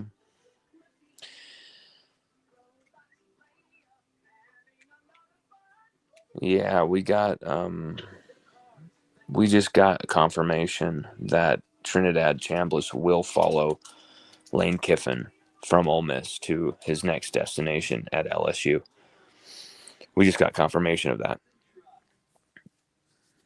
Maybe you guys haven't got the confirmation. I feel like I've gotten the confirmation from the person who just sent me that. I'm not trying to act like I know it all. I'm not trying to act like I know things that you guys don't. I think that's type of bullshit thinking. Because really, I think if any true insider was honest, they would tell you a lot of the times, the fans, or maybe a segment of the fans, know a lot of this information too. Somebody gets, a player gets arrested at LSU or something, right? A buddy who's a retired, he's a retired cop, and his buddy calls him and says, dude, you won't believe who we arrested tonight, who's in the prison right now.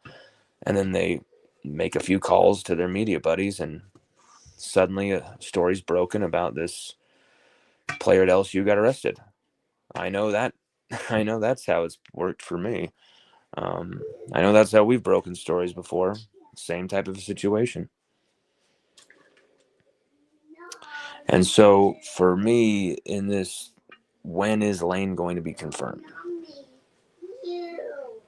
When Lane wants to be confirmed.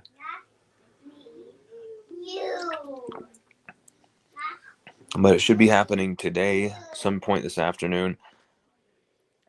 I'm thinking he's going to want to announce this to his players. And the few players I speak to at Ole Miss have not told me anything about Kiffin calling a team meeting and telling the team yet. And I think that's likely what should happen is he tells the team, and then the next move is he goes. But it could also be that likely him and Keith Carter are figuring out what's going to happen in that $36 million when Kiffin leaves, because there will be $36 million on the table when Kiffin leaves Ole Miss that Ole Miss will owe him unless they fire him with cause, or unless Kiffin resigns and says, I'll just let you have that $36 million, which when have you seen that ever happen? And why would you expect anyone to give up $36 million? He's not going to. Jimmy Sexton would cut off his arm before he lets him do that.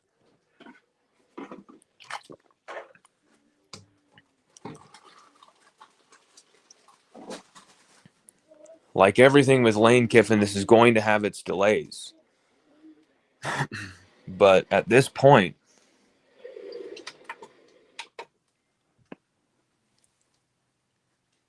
there is no other way this is headed.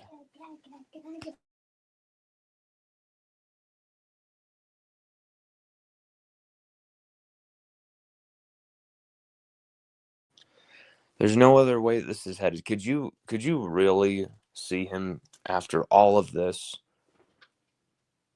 say, I'm going to stay? He had that chance yesterday. You would have felt it in your bones. This is the place for me and my family. I don't care what people are talking or decide. Like, this is the place for me. Man, this is the epicenter of what we've built. We're going to do this year in, year out. We're going to start something here. We've already started it. We're now going to keep building. I mean, Ole Miss went to multiple New Year's Six bowls and will now to go to a college football playoff since 2020.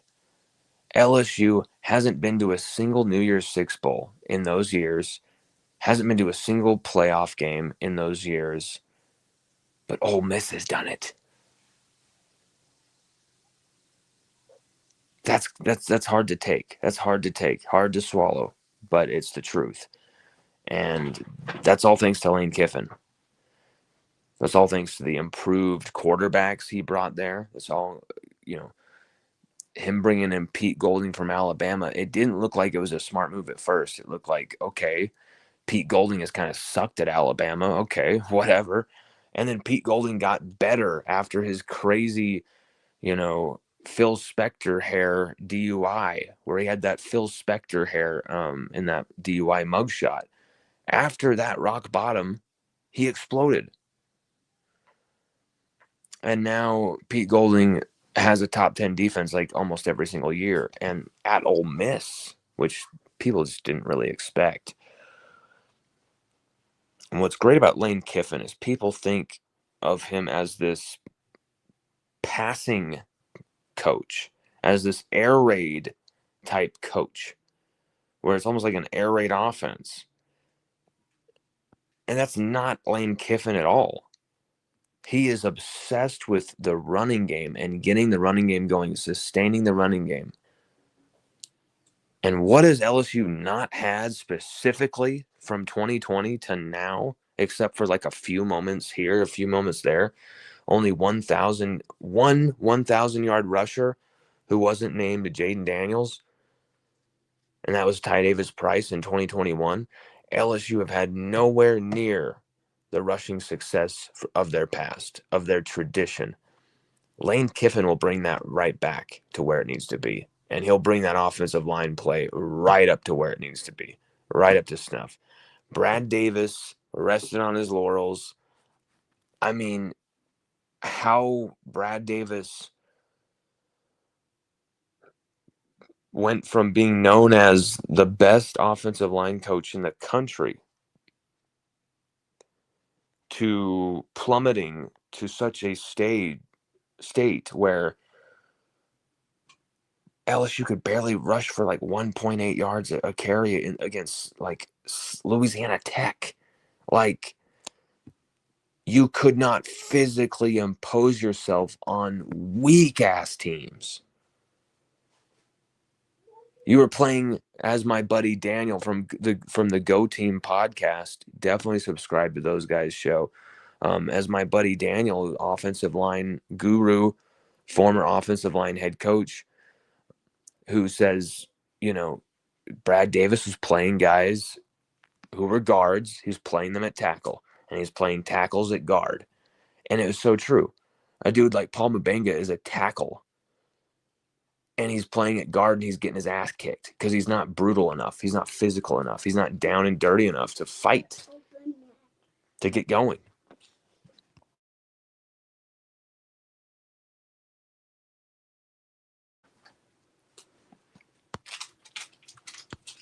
Lane Kiffin will right that ship at LSU. Not everything with Kiffin is going to be great, because I think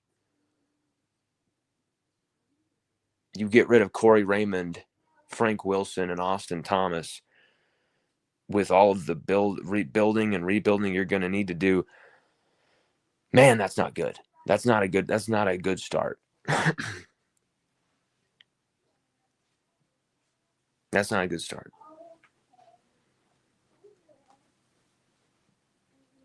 Brian Brown is a good option. If you don't have Corey Raymond, you've got Corey Raymond on staff right now delivering.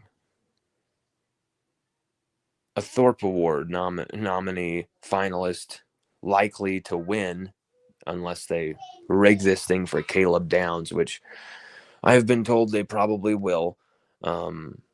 They probably will cheat Mansour Lane out of this award, which is absolute bullshit. This is the best defensive back in college football, and only one season with Corey Raymond. Remember, Mansour Lane allowed 7 touchdowns last year. 0 this year. Like, massive improvement. Massive improvement. And DJ Pickett on the other opposite side.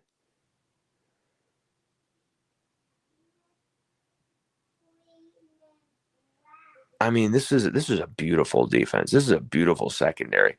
And I worry you're just starting to build up your stockade, your stockpile in the trenches. You're just starting to finally get through years of in the wilderness regarding the trenches.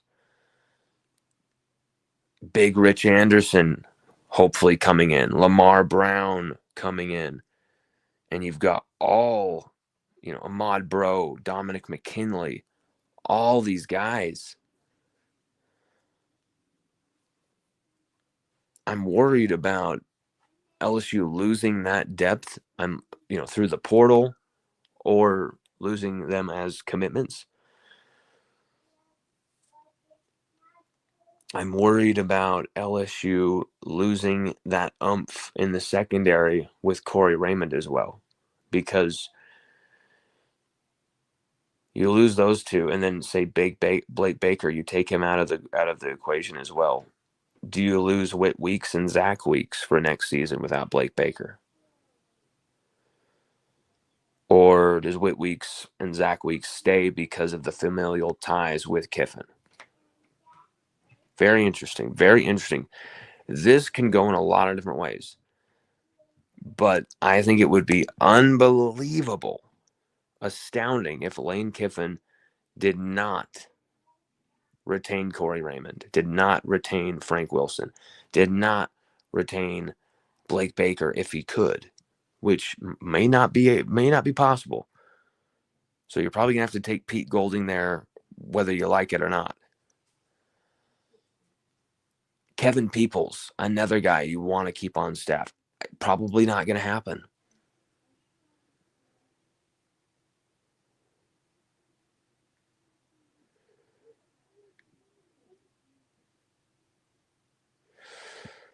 Let's see here.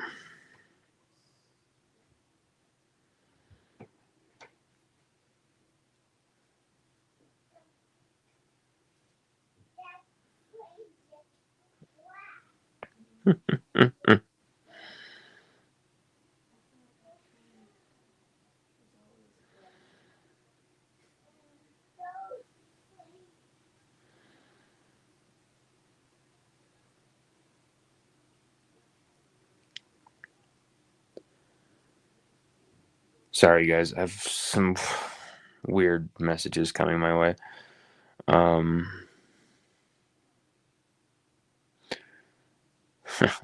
Photo of Whit Weeks and Landry Kiffin at the Children's Hospital. That's funny. Yeah, we've got 14,000 people watching us now. 14,000 watching us, and we're 2 hours into this show.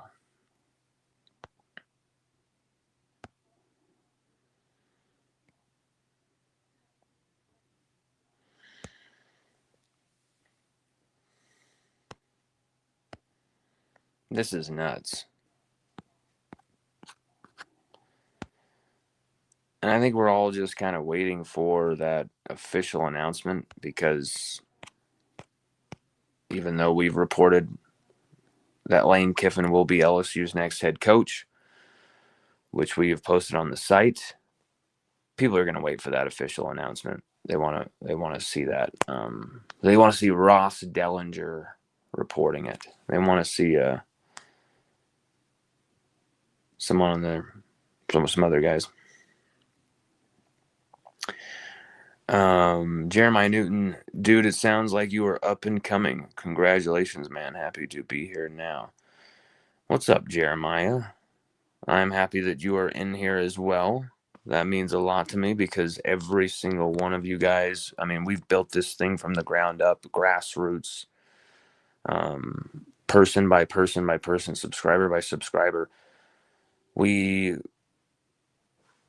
pretty much know a lot of these people, like, not just like, oh, you're just a name to us. Like, we usually know these people, talk to them, and have these friendships. And sometimes people become our adversaries and kind of go after us for a while, and then they'll follow us again, and then they'll shit on us again, and back and forth. But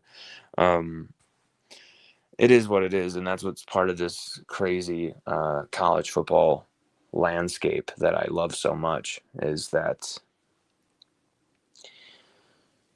really there's no holds barred. There's no punches pulled. There's no prisoners taken. And I love that my audience keeps me on my toes.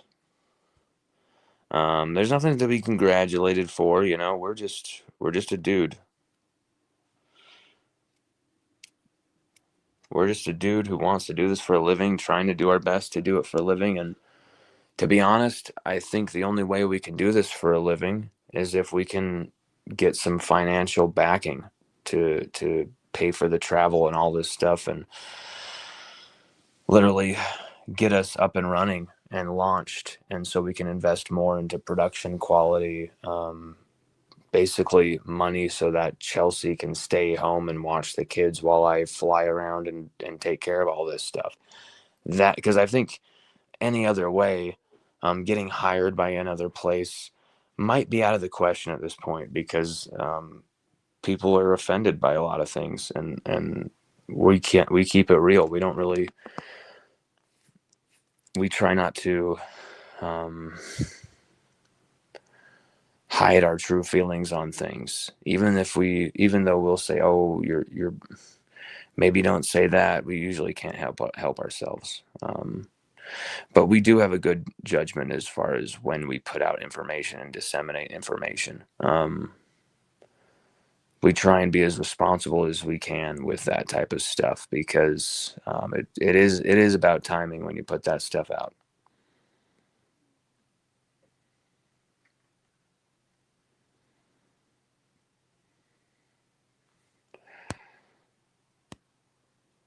Fred Wright says, if Lane is coming, he needs to get his own guys, even if that means Wilson, Raymond, and Baker are gone. Either we're all in or not. I'm not all in with that. I'm not all in with that. Getting rid of Corey Raymond and Frank Wilson is dumb. It's just dumb. And it reeks of what Brian Kelly did when he came to LSU. Let's turn it into Notre Dame of the South. How well did that work out? How well did that work out, getting rid of all those guys? And hey, let's Brian Polian. Brian Polian be the guy. Either you're all in or you're all out. I just don't agree with that. Keep Corey Raymond. He's the best corner coach in the country. Keep Frank Wilson. He's the best recruiting coordinator in the country, at least specifically when recruiting Louisiana. On and on and on for why you should keep those two specifically. Baker, you're probably not going to keep.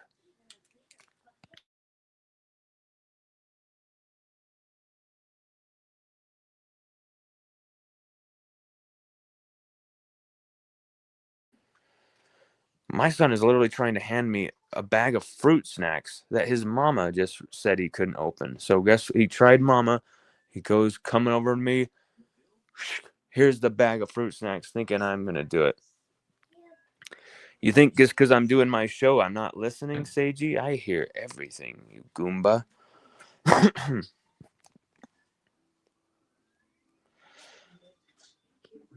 Keith Cohen says, Lawn SU. Keith. I thought Keith hated me. Keith called me part of the problem. Publicly.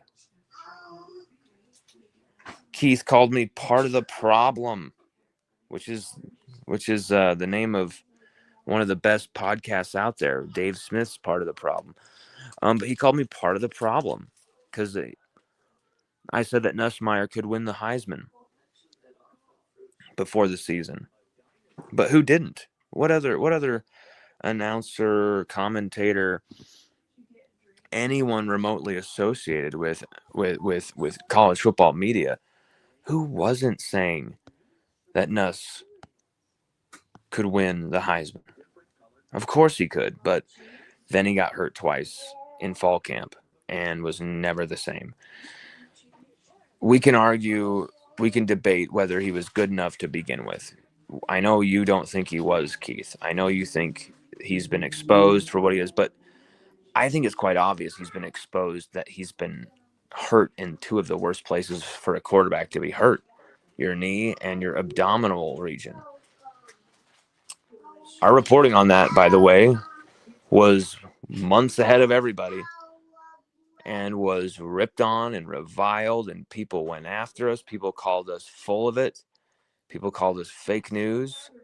People ridiculed us. People made us feel so bad about ourselves that we really wondered if what we were doing was correct. If we should just shut up and just pack it in, because it's very isolating doing this alone, solo. You kind of have to figure it all out on your own. And I went through this stage of, is this... I mean, I literally am reporting something I know to be true, and Brian Kelly's literally lying to everybody, and no one knows. And it was like the loneliest feeling in the world. Even the people who champion me would not back us.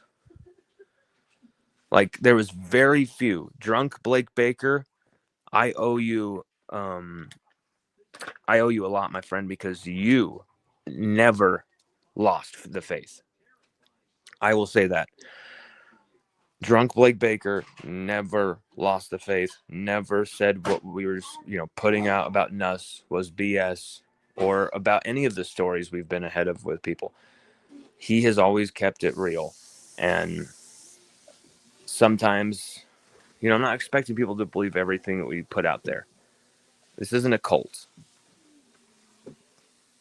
But when I've got evidence, when I've got some juice behind it, we haven't been right on every single thing, and we're never going to be. But for the vast majority of what we've reported, we have been right on, and likely a lot of times ahead of people by a long time. Remember West Week's red shirt, which enabled the third week's brother Zach to come to campus, and for West to play a whole nother season. No one saw that coming. We were right on that, way ahead of people, and people were giving us a bunch of shit about that. This is not to massage my ego. But if you're going to tell me that, you're wrong, you don't know what you're doing, we're going to have a lot of different evidence to disprove that. We have 15,010 people watching us right now. 15,010 people watching us right now. This is crazy. How are you doing, Mama? Josh Go Tigers OSS said, legit thought that was Kiffin talking. Bro, how much acid did you take? Josh Go Tigers OSS says, everyone thought Nuss would win it. I mean, especially LSU fans. And so, let's not pretend, and let's not play this game of no one thought Nuss was good. Everyone saw a Nuss in 2024 and a different Nuss in 2025. That is due to injuries. That is due to his own regression, the offensive line being terrible, all this stuff, no running game. But it's also due to having the two worst injuries you can have for a player, especially a quarterback, abdominal and your knee.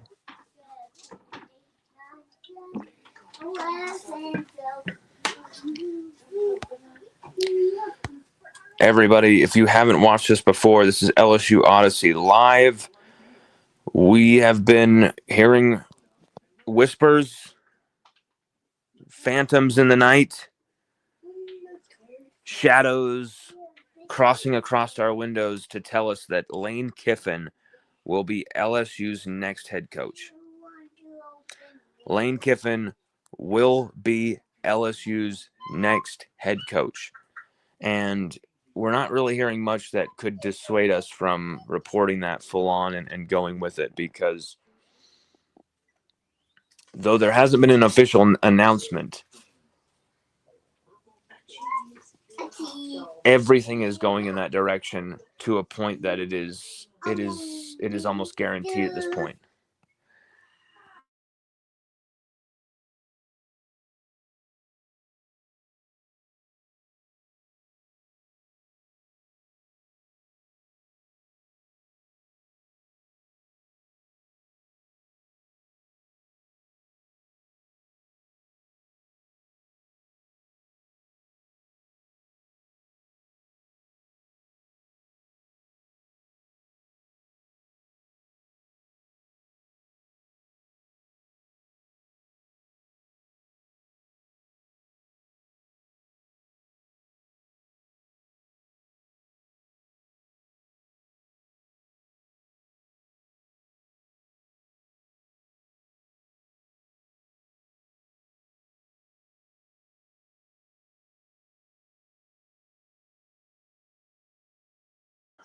Hakeem Batiste says, I think Lane trolling. And then his next comment says, I heard also that he is assembling a staff, so that may be a sign as well. Okay, so is he trolling or is he assembling a staff? If you guys are going to keep me on my toes, I got to keep you on your toes. Which one is it? You're saying he's trolling. We got to be wrong because he's trolling.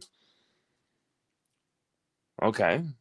But then he's assembling a staff. So which one is it?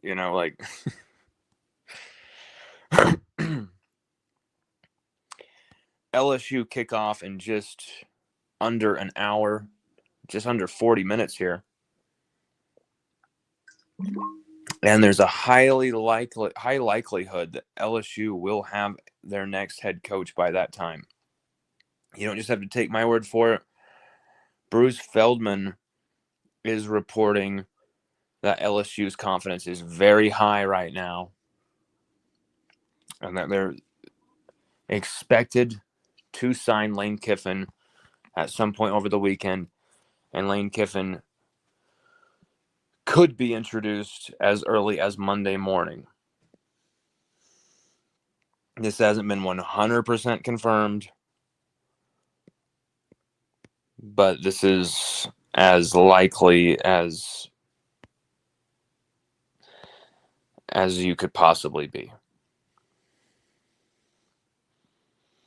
I mean, if we're already hearing talk from staff members saying, when he comes, I'm going to be getting fired, I think we know where this is going.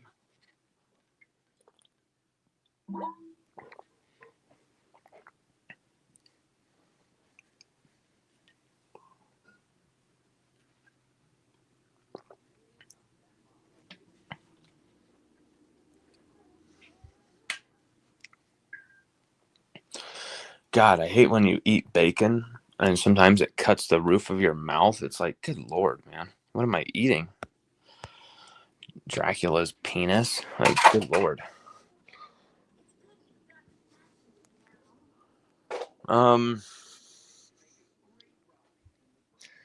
We could, I mean, we've got so many people watching right now. This is crazy.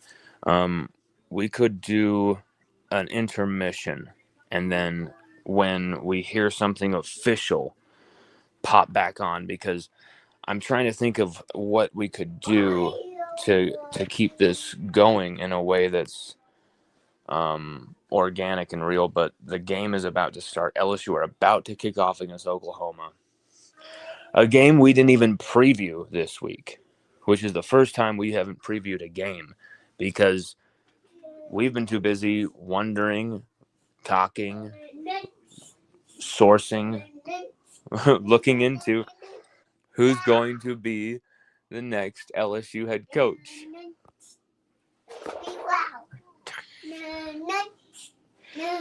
You can hear my little guy being a Goomba.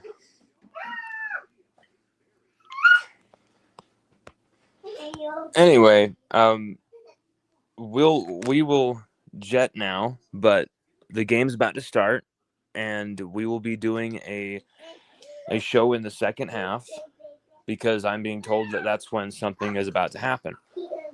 Stay tuned for that.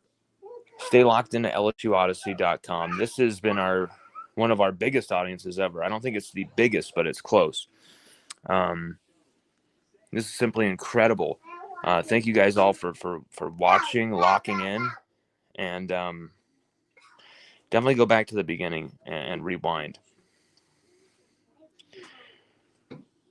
Chad Parker says, pay him, LSU. Pay him that $100 million. Keep in mind, Lane Kiffin has 0 D. Go bankrupt over a dude that hasn't proven shit until this year.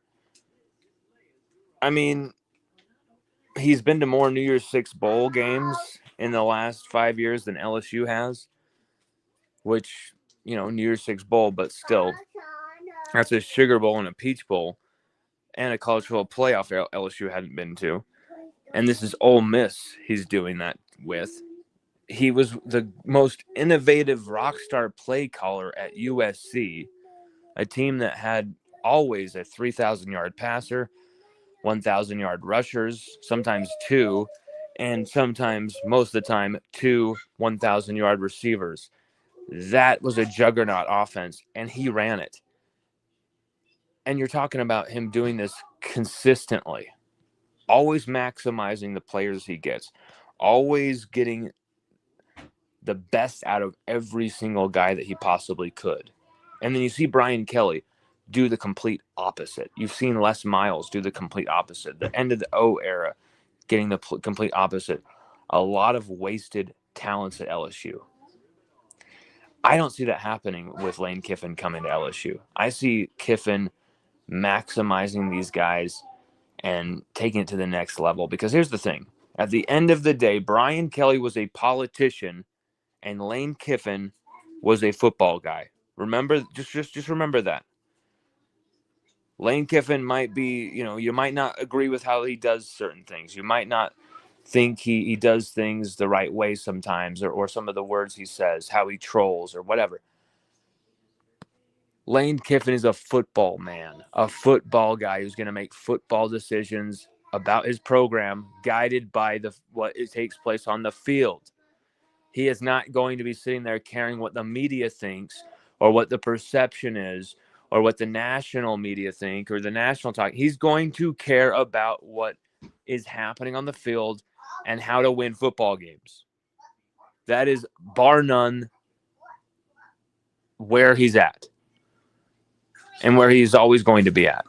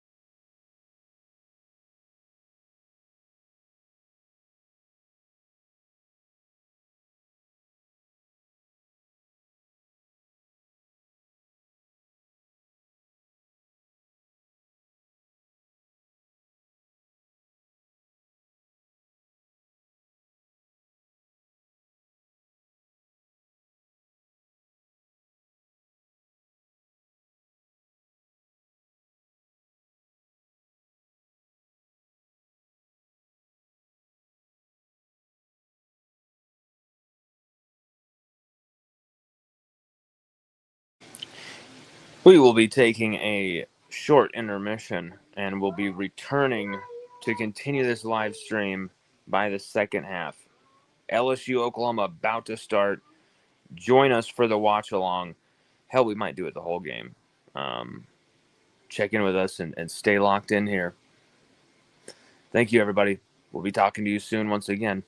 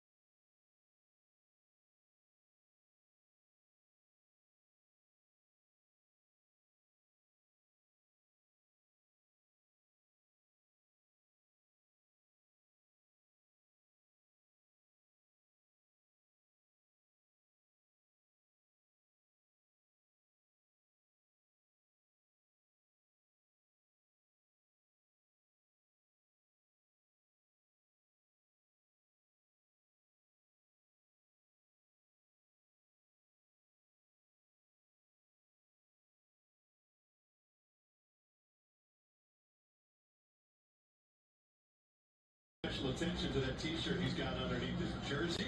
More Grand Valley State player. Go Tigers! Long live BK! Free my boy! Free my boy BK! You know,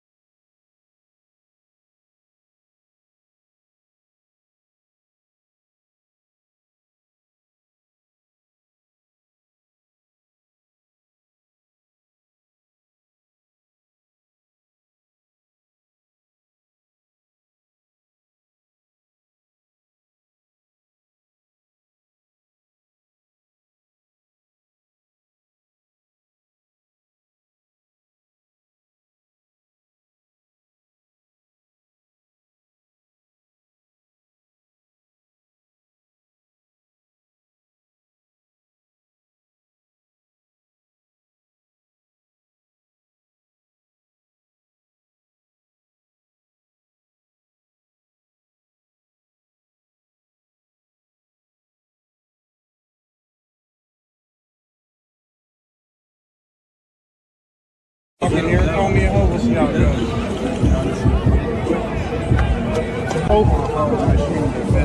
So you want to walk in here, call me a hoe, we'll see how it goes.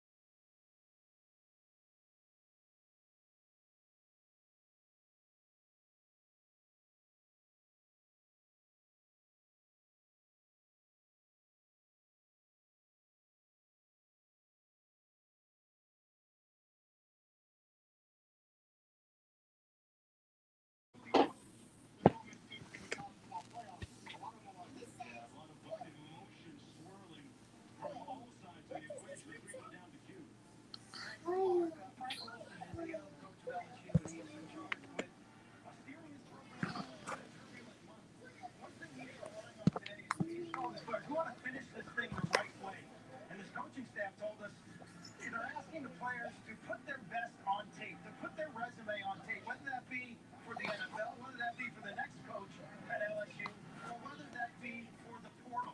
So the Tigers looking to finish strong and put that work today, Mark, on tape against Oklahoma. Well, folks, if you like defense, today is your cup of tea as we take a look at the All-State Spotlight, and it focuses on the two defenses. LSU, one of the top defenses in the SEC, number 6 overall, and Oklahoma leads the nation in a couple of categories. And both offensive lines for these teams have some shuffling due to injuries, so defense is going to be the story of the day. If you love good defense, hard-hitting, aggressive, pressuring defense, this is your game today. Feels like it's going to be a low-scoring contest. We're going to take a short break and head back to the studio with Kevin and a guy that has some feelings on LSU, Booger McFarland. Mark, thank you. We'll get to Robert Strong in a moment when we talk about LSU. And we're back in studio. 2,191 days, folks, since Ohio State beat Michigan, #1 team, the defending champs in the Big House. Again, 2019, the last time Ohio One more State hour. was good this weekend against their One biggest more hour. rival. And you see this play, 4th and 5, Julian saying to Jeremiah Smith, it rolled a touchdown. Look, did this get touchback? This should be a touchback. It's 4th and 5. That was an outstanding call. Refs reviewed it and they upheld the call. And that was Jeremiah Smith's touchdown on his 20th birthday. And Julian saying, finding Brandon Innes, and then saying again, how about Ohio State's defense? They held Michigan to 63 yards passing, 100 What's yards up?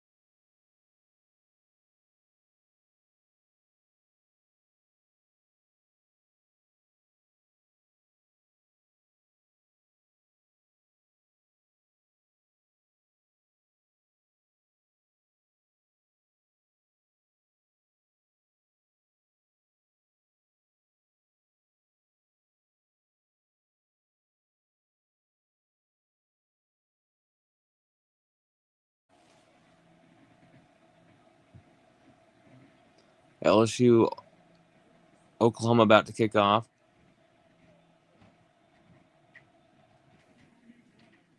And we're off. Berrien Brown's going to kneel it. Nope, goes back to the end zone.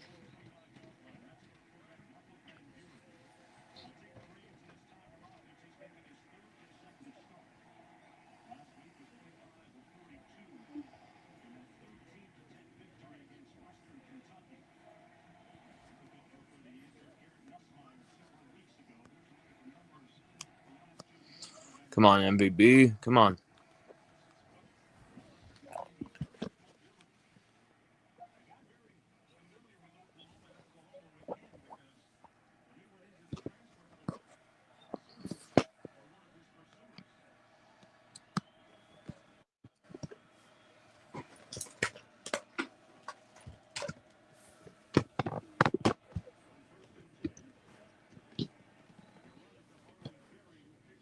Okay. Run it again. Run it again.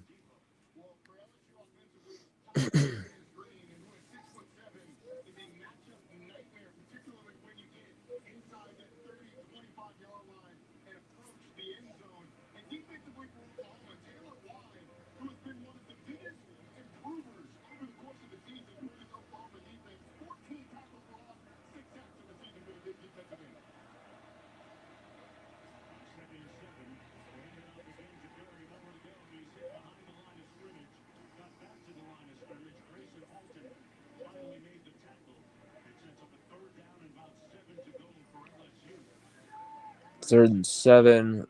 That play looked disjointed, looked messed up. The whole thing was wrong there. It looked like it was a great setup. Trips to the left. Michael Van Buren or Harlem Berry, either one screwed that up. Empty. Michael Van Buren. Let's hope he can scramble for a first down or something here. Harlem Berry motions in the backfield with him. Oh, dude, what are you doing? That almost got picked. Feed that to Harlem Berry. That was dangerous, man.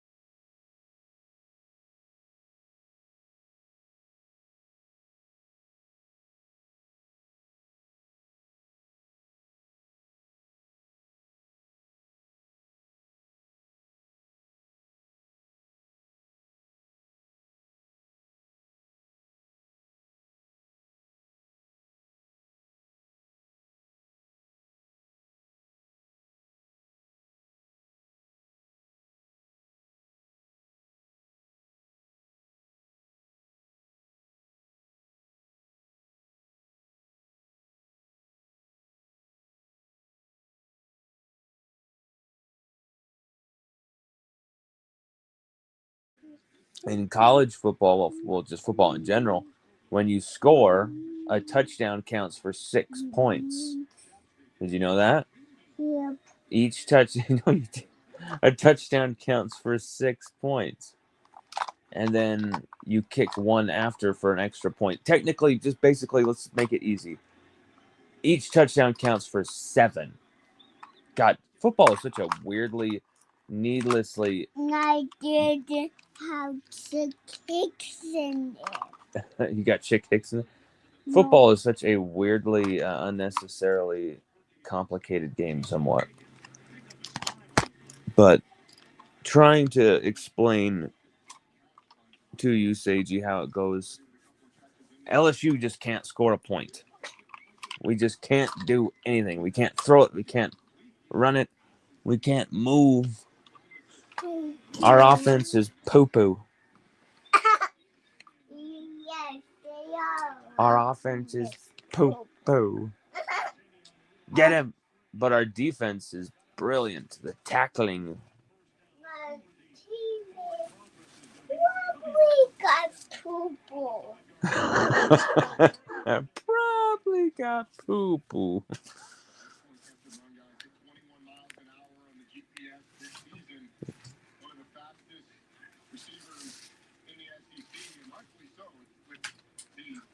Oh, come on.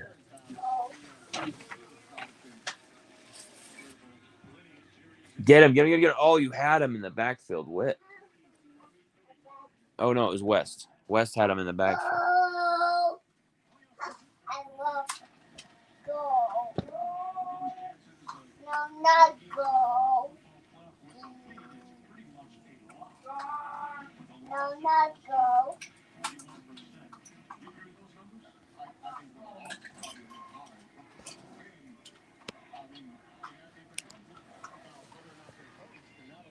Get him. Ooh. God, both offenses are so bad. So bad. Both LSU's offense and Oklahoma's offense, just atrocious. Just terrible.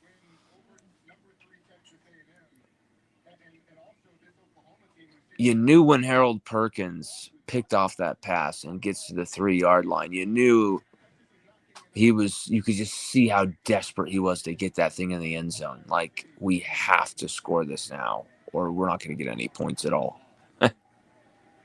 Next play, we throw a pick. Oh man, we've got so many. We've had so many shots at Mateer early here.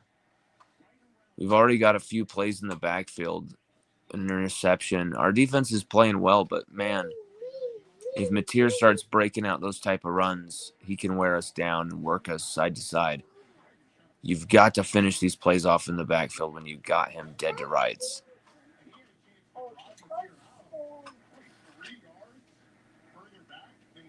So many pressures, but not enough sacks. Not as many as this defense should have.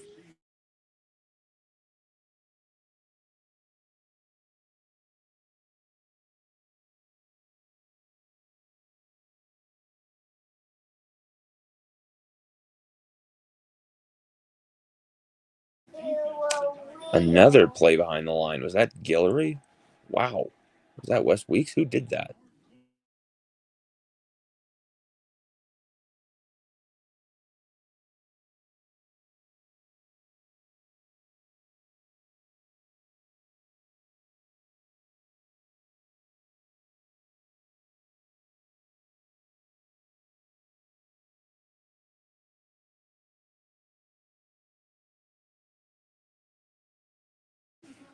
That celebration from him and Jacoby Guillory was so sick, too.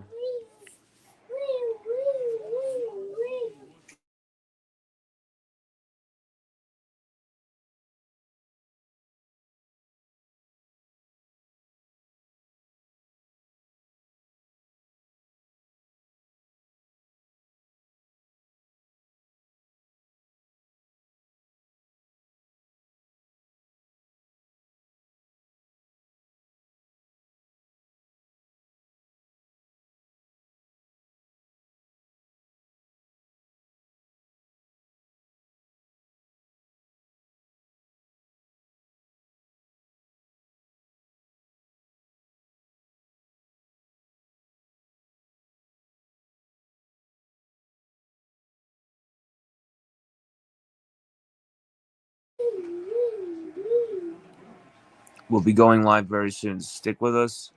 Keep your game on, but keep this stream on. We just delivered about 2.5 hours of live, almost 3 hours of live content. We're taking a little break here. The game is live. We're covering the game. We are going to do a watch along for most of the second half, though. Stay with us. You're going to want to. Trust me. Trust me. You'll like the way you look. I guarantee it.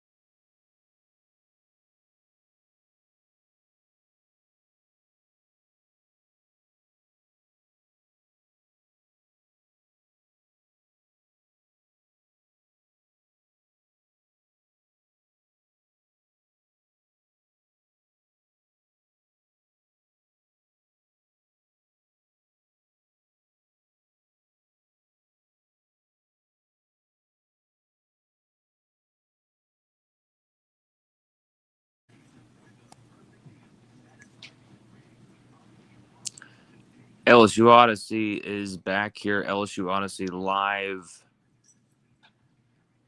has returned with you for this second half.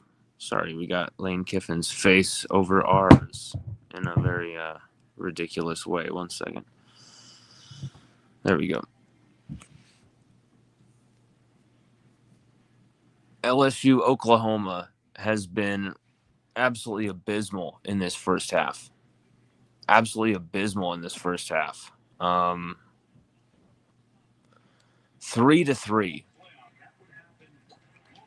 Almost unwatchable. And at the same time, Lane Kiffin is having this meeting with his boss, Keith Carter, athletic director there at Ole Miss. And we're going to see what happens here.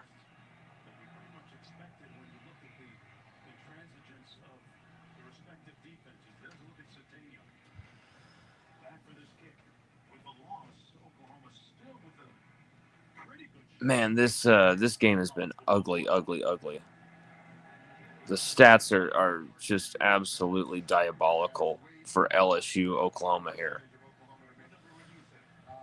I mean, those 2 early interceptions were probably the most interesting part of the game.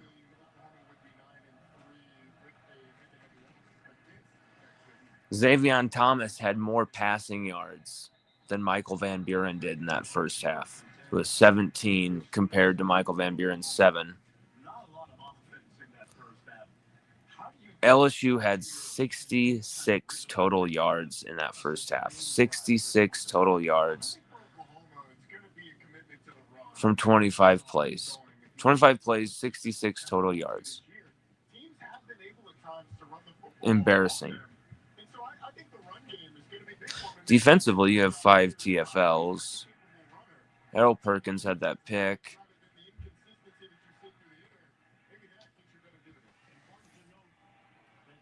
Let's see here. Motion across the backfield. Guy. Oh, shit.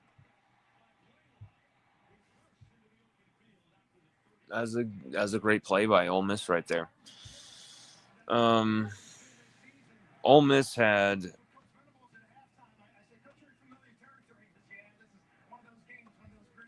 around like over 100. They had over 100 total yards at half. Something around there. Not much, but over 100. LSU defensively have been awesome. Offensively, this is the absolute lowest point for probably the worst historical LSU offensive season anyone can remember. Let's think of a time that you can remember that you saw LSU not score over 25 points against anybody except for Southeastern. It's just crazy. Ooh. Delane looks like he's hurt.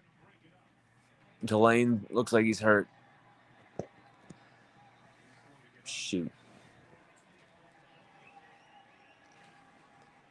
You do not want to see Mansour Delane hurt.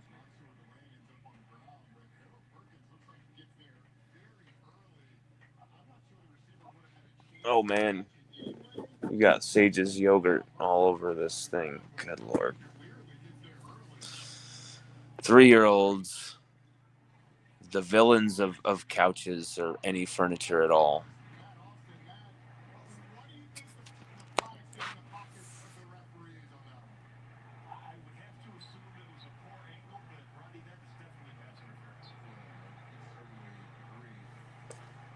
Let's see here.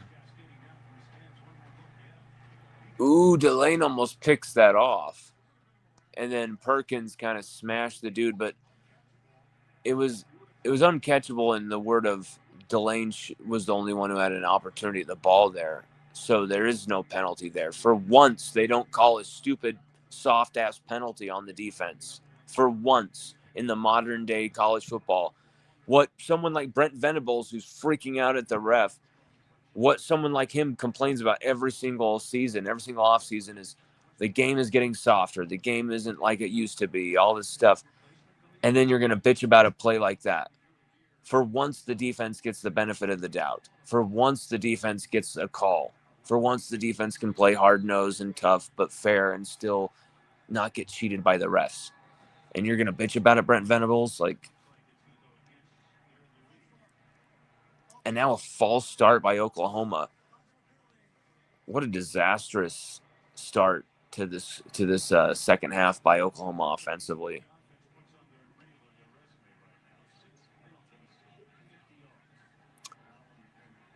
They just said that on they just said that the ESPN commentator just said that, and I just double checked that because I was interested as well. I'm like, how many penalties is this? 6 penalties for Oklahoma.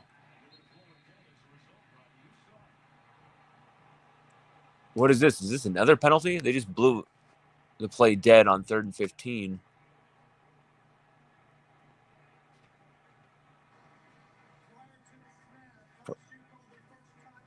Prior to the snap, LSU called their first timeout of the half. Why? It's 3rd and 15. Let's see here. Oh, shit. LSU are in the middle of a very late substitution. Thank God someone called us a timeout there, because Woodland was left screwed with 2 guys right there. Mateer could pick his poison. That would have been a big play, at least 25, 30 yards, and then the first down on 3rd and 15. Huge timeout there by Frank to get that timeout. Good Lord. LSU defensively could not get a substitution in there correctly. Nearly cost us a big first down there.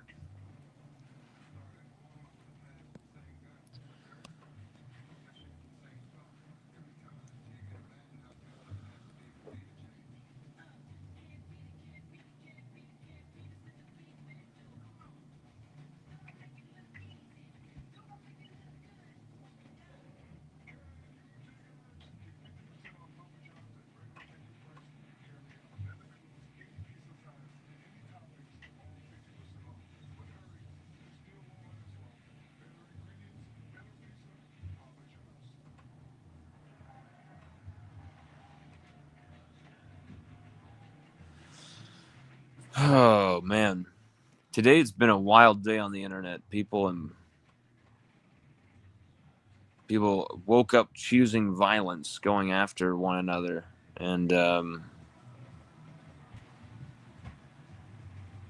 people in a weird, wild mood, knowing the crazy news that was going to be coming out today. Knowing that, regardless of what was going on, LSU was going to know one way or another the state of the program's future.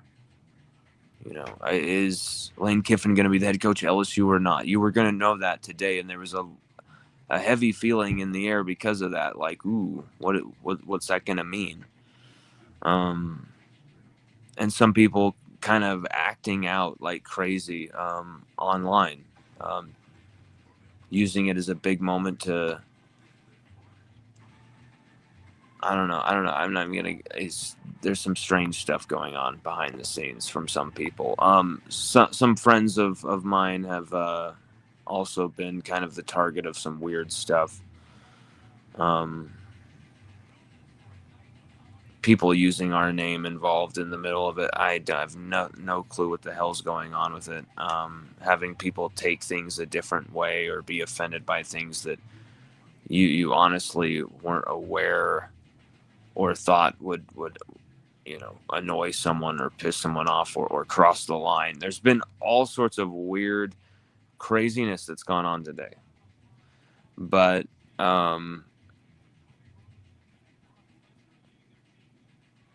while the most boring, stale ass LSU Oklahoma game goes on, 3rd and 15. Oh, you still let them get the conversion on you on 3rd and 15 with some soft ass coverage there. Damn, man. You got a break on that route there. you gotta compete for that football. You just let him just cut underneath and just do it on you. And that may have been on Mansour Delane. I'm not sure. Oh, Halsey with the pick. Yeah. Go for 6. Go for 6. Go for 6. Oh, man. They stopped Halsey short. AJ Halsey with the interception, baby. Wow. Huge freaking play, guys.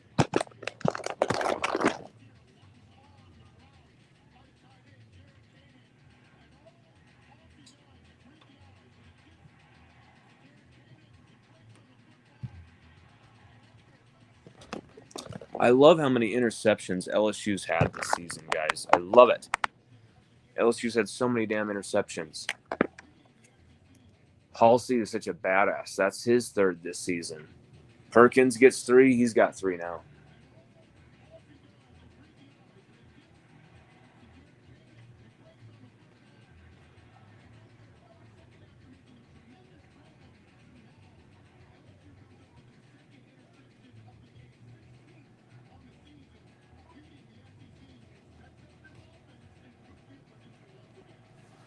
Dude, guys, Halsey is a freaking dog, man. I love AJ Halsey. Where would LSU, as good as LSU's defense has been, there we go, Harlem Berry. Is that Bar? That's got to be Berry. As good as LSU's defense has been, it's because you've been able to really rely on those 2 safeties, Halsey and Cooley, at the back. Because you've been able to rely on those safeties, man, you've been able to dial it up. Blake Baker's been able to really dial it up and get exotic and aggressive. When you lost Whit Weeks, you saw what that did as well.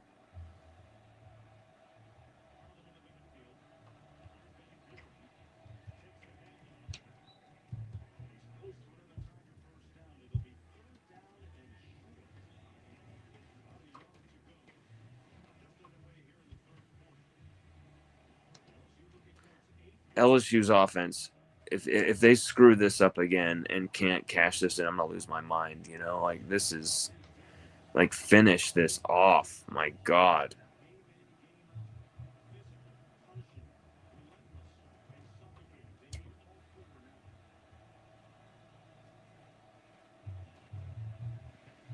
There we go. MVB keeper. Oh yes. Hell yeah, baby. He got into that end zone. What a sick play. Oh man, they're gonna mark him short. I swear to God he got in. Let's see. Let's see where his knee or his leg is. Does his leg go out of bounds first?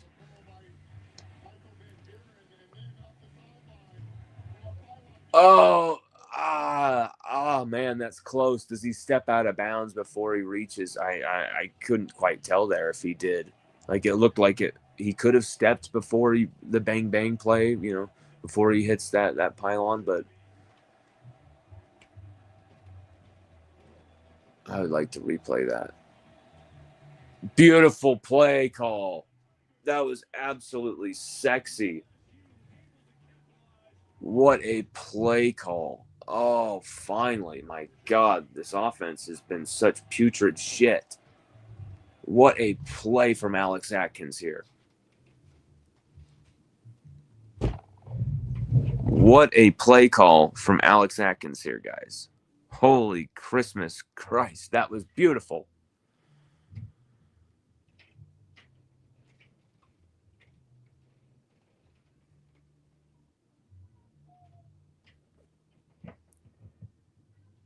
AJ Halsey, man, setting up this. I mean, that's you haven't scored enough off of turnovers this season.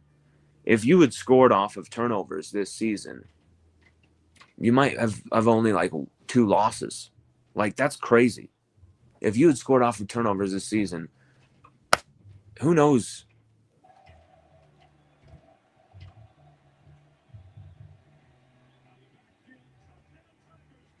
And I'm saying who knows, and that's even with a bad team. You have a bad offensive line.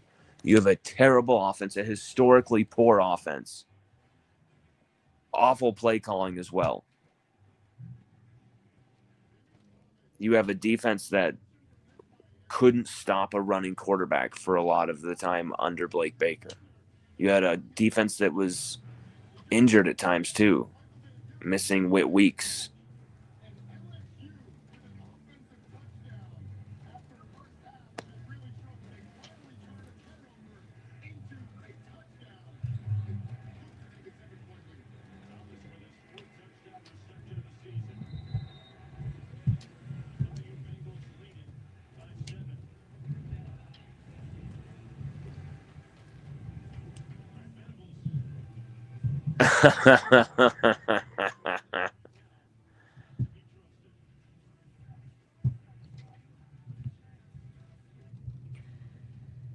Wait. Did they count that as a pass or was that as a run? Let me look that up real quick. Because like, who the hell knows nowadays what they'll count that one as? I bet they'll count that as a pass. But no, I'm not trying to watch it. Just show me the stats. No, stop doing that.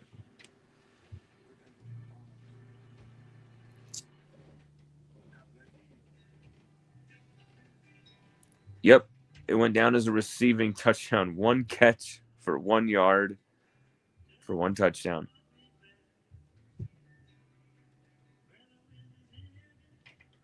Oh, what a great song. Girl from the North Country.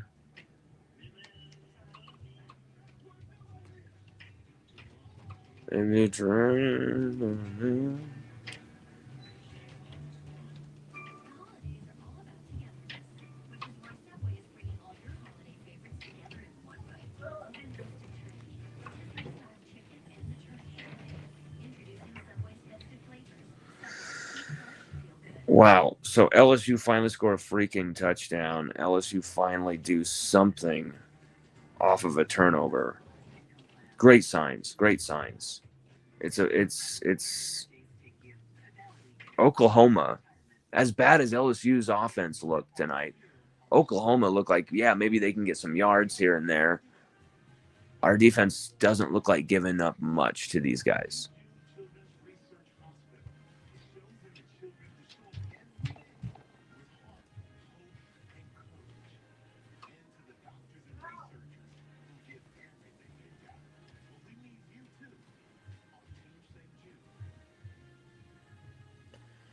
Talking to a parent, an LSU Tiger parent right now, who's like, finally, like our defense needs to score. That's what he literally texted me at halftime. Our defense needs to score. And this is a guy who's been very like, he's not a shit talker. He's very supportive of the team, all that stuff, but like, he knows what he's seeing. This is one of the worst offenses in college football freaking history. This LSU offense is so bad.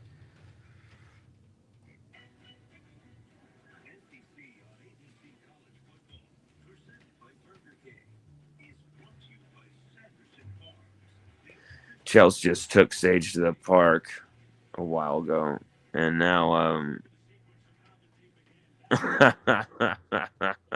she just sent me a hilarious video of Sage and this kid running around wearing hats. That's funny. Any moment we should be getting official word.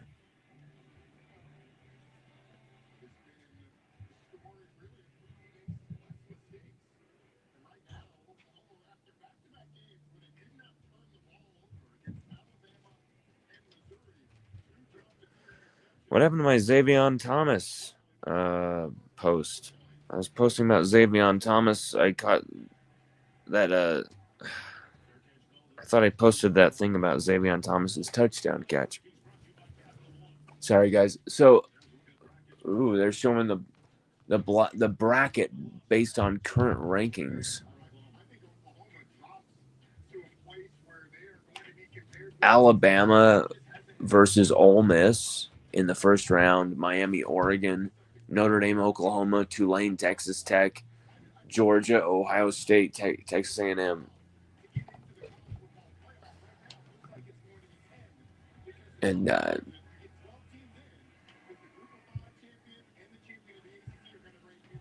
I think there's going to be a lot better games this season than there were last year. I think there's going to be a lot better competition. And that's the thing, man, is you wish LSU were a part of it because, man, it felt good, though, to see Texas beat Texas A&M, though, didn't it? That did feel good. I'm in this giant puffy shirt. Oh God, they're either wide open right behind our guys, or we're getting an interception, or stuffing them in the backfield. Like it's either negative play, interception, or they're making a random big gain on us. It's weird. Mateer has not had a good game today. It's not just because he's thrown 2 interceptions. That wasn't even the first thing that came to my head. It's just like everything he's done hasn't really worked. Get him.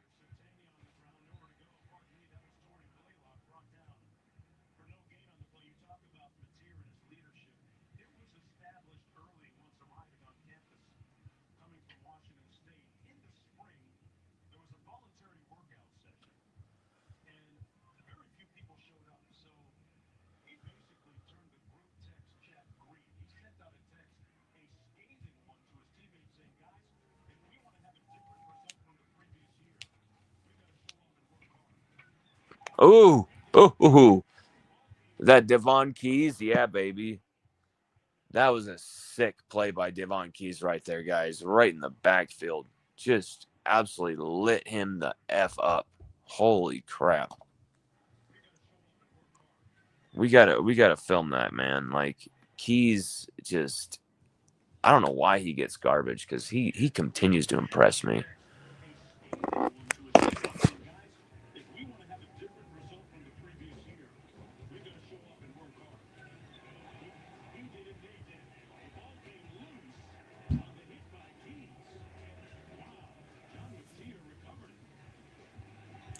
So that forced a fumble as well.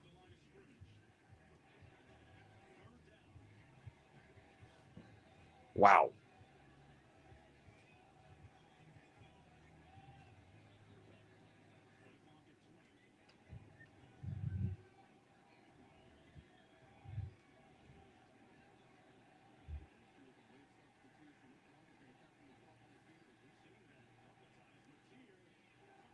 Oh my God.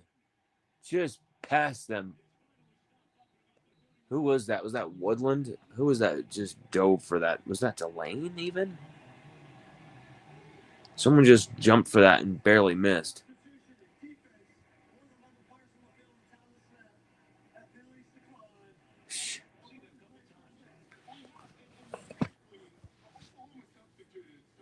That is on another third down, too. Oh my God, guys.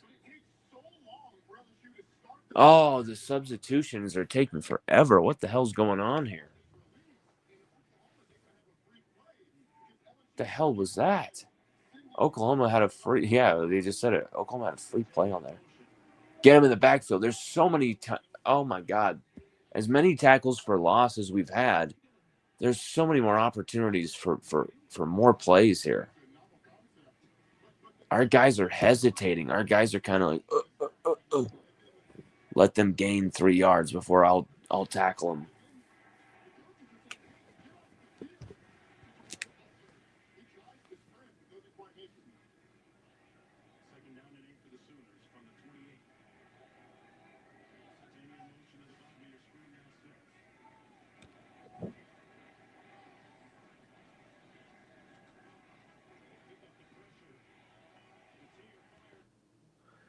That was one that could have been picked right there.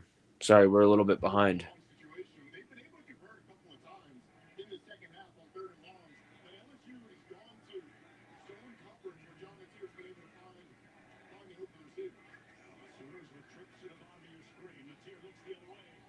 Pick that shit. Yeah, baby. DJ Pickett, man. You knew that ball when it was in the air. That's his.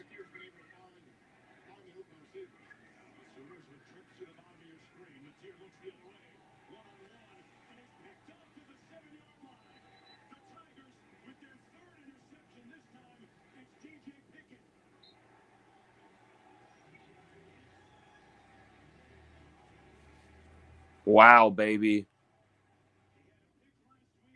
So Perkins, Halsey, and DJ Pickett all get their third interceptions today of the season. Oh, man, that's just beautiful. Pickett is all over that. No chance. And you get Devontae Gibson trying to go around and through the 6'5", nearly 200-pound DJ Pickett, who just cradles the ball into his chest. Another turnover for Oklahoma, and these fans are starting to get concerned. Must be a reason. With the potential buzz of the college football playoff on the line, Barry stopped up by David Stone. The question for me now is, can this Oklahoma defense bail out this game? Wow. They've done it time and time again. Here's the problem. Now our offense is buried in their own half. We're probably going to just have to punt the ball here.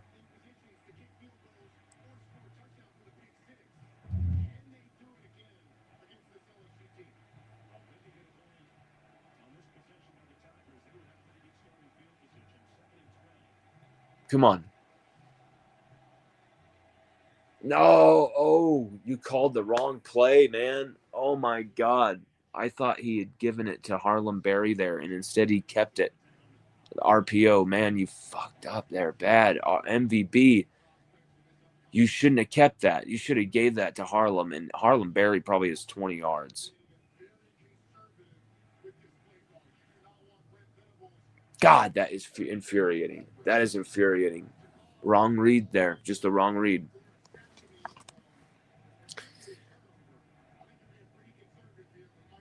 These RPO reads, man, if you screw them up, you get them wrong. It just makes everything look dysfunctional and like it's broken.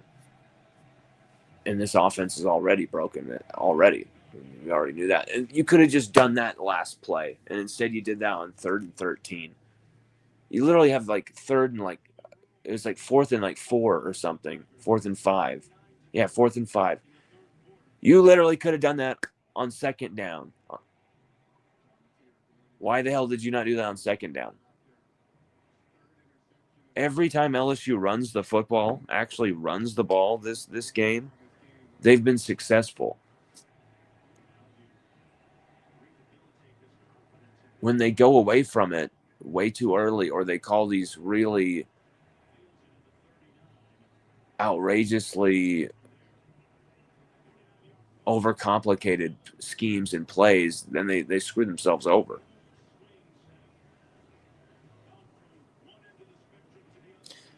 Man, Brent Venables is losing his mind right now.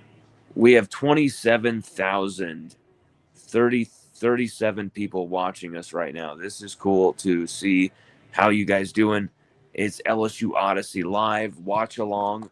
We are chilling here in the crib, and we're watching LSU Oklahoma and waiting for that moment where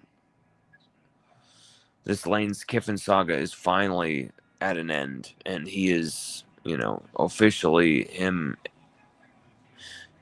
and Mr. Carter can finally get this thing done and finished.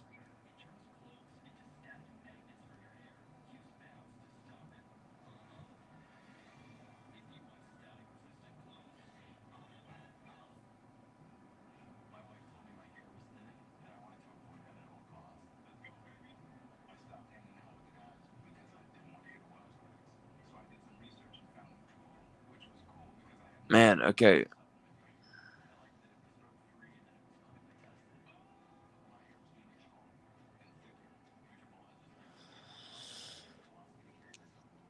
There's a lot of weirdness going on. A lot of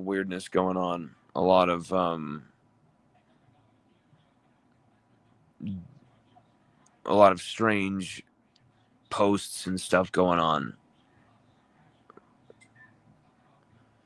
Unless we say it here or text it to you, like don't believe someone else's words instead of ours. Like, especially when it comes to he said this. go and look it up. Go and see for yourself if I said it, because chances are, there's, I've done some dumb things, but the number one thing I haven't done is just openly just shit on people and disrespect people, no matter what someone tells you. Um, you can go in and actually watch our stuff and see if that's what happens. Usually the drama comes to us kind of unexpectedly from an outside source that we're like, what the hell is this? And then we react to it, and then the reaction to it becomes some more drama, which it just makes absolutely zero sense. And so just wish people would kind of calm down and like be fair, not be so full of shit sometimes with some of the things they say and the things they back when they really don't. A lot of projection, a lot of you're doing this and this and this while they're doing that same thing, and I'm just kind of sick of letting that continue and standing by and like being silent while people keep doing that. But this is never gonna earn you a popularity contest or anything. I understand that people usually don't like us because we've beaten them to stories. We've, whatever it may be. There's a factor that's very strange that I can't quite put my finger on, where you're an outsider, but like, okay, I kind of expected that would be happening. You're an outsider. You're from Utah. You're not from Louisiana, but it's not really that. It's also like this is our turf. Like, go screw off. But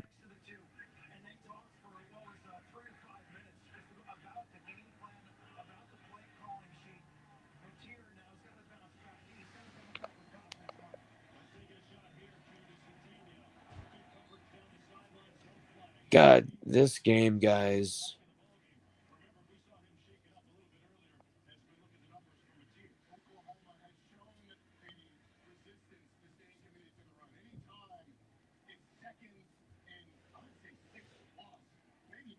This is one of the ugliest games to watch, but you know what? I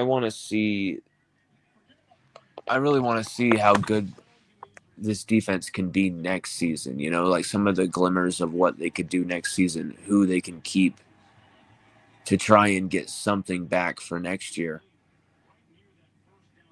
God, those hits out of bounds always hurt like crazy when someone's give you a good smashing as you're catching it out of bounds. Ooh. I didn't play football after high school, but you don't have to know that those hurt like hell. Anyone who's played in a game of youth football or whatever on a magnitude where you're at least playing in helmets, pads, people are actually good, all this stuff, people on the sidelines, first down markers, all this stuff, and you get smashed like that out of bounds after making a catch, or God, right into the concrete. Like, good Lord. Was that Daily Joy? Was that Daily Joy we just saw on the TV? That can't be Daily Joy. No way. I don't know who that is, but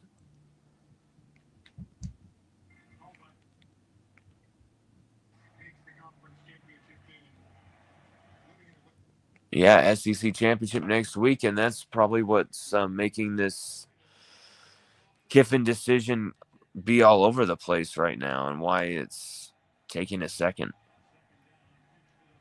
I think we might.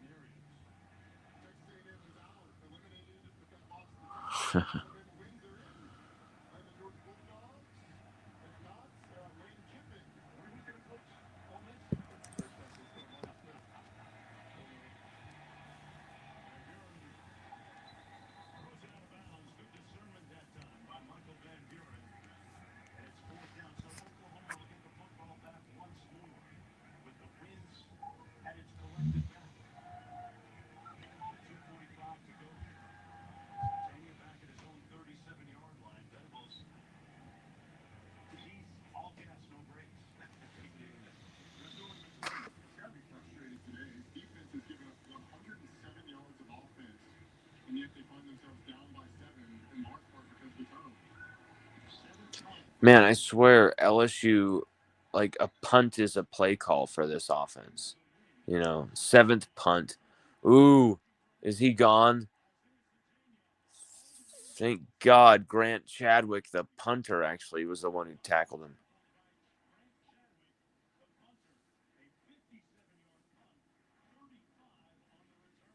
Oh my God.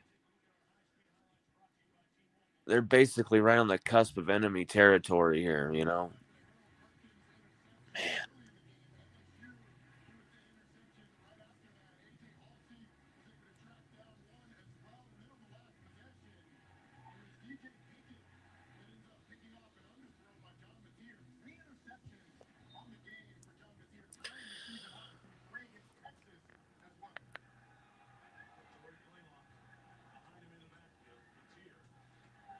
Oh, jeez.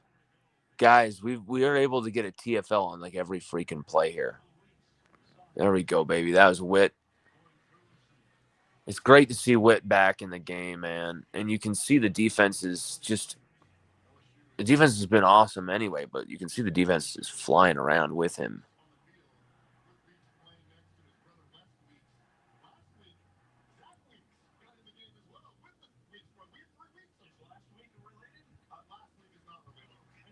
Oh, oh no, he's gone. Damn. Damn, damn, damn, damn, damn. I knew it right when that crease opened, man. It was just total daylight. Deion Burks, 45-yard touchdown catch on our defense. This is the type of play calling I've been dying for LSU to be calling this whole season. Just throw it over the middle, throw it across the middle, test the inside, test the middle of the defense. It doesn't matter how good your defense is.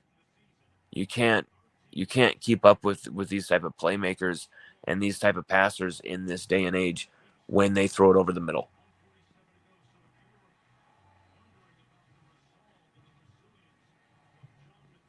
The resolve, the resilience of John Mateer. Sounds like an 80s rock star with a butt chin. Oh my God. Look at it. It's just gone. Just gone. So Delane gets picked and Cooley doesn't come down on that. So I wonder if Delane will get charged for that touchdown. If that'll be the first touchdown Delane's been called for all year, charged against him all year. Because technically, that's his man. Even though he got picked and all that stuff, that's his guy.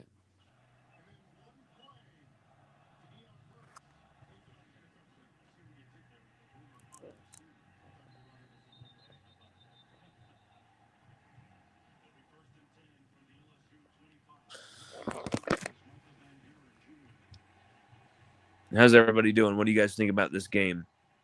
What do you guys think about Kiffin and this whole thing? It seems like a lot of people are very kind of worried right now, kind of like on pins and needles.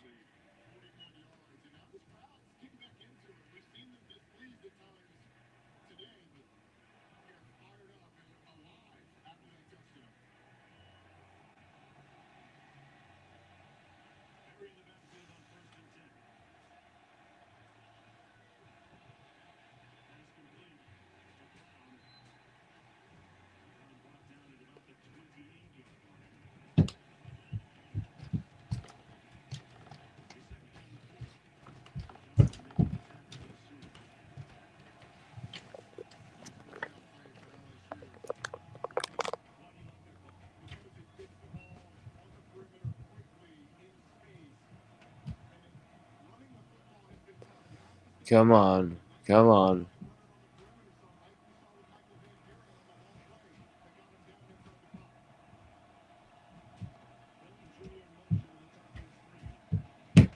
Oh, Kyle Parker.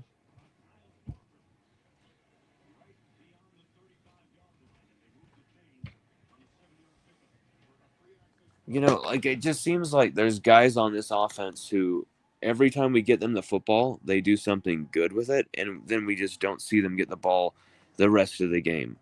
Kyle Parker is one of those guys. I know he had like one or two bad drops or something like that, bad plays, but like he has like 3 touchdowns this season, 4 touchdowns. Like he's been really good at times,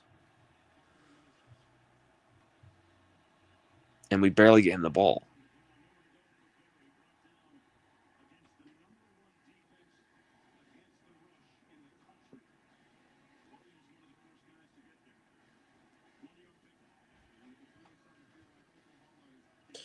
What was really strange is all the people on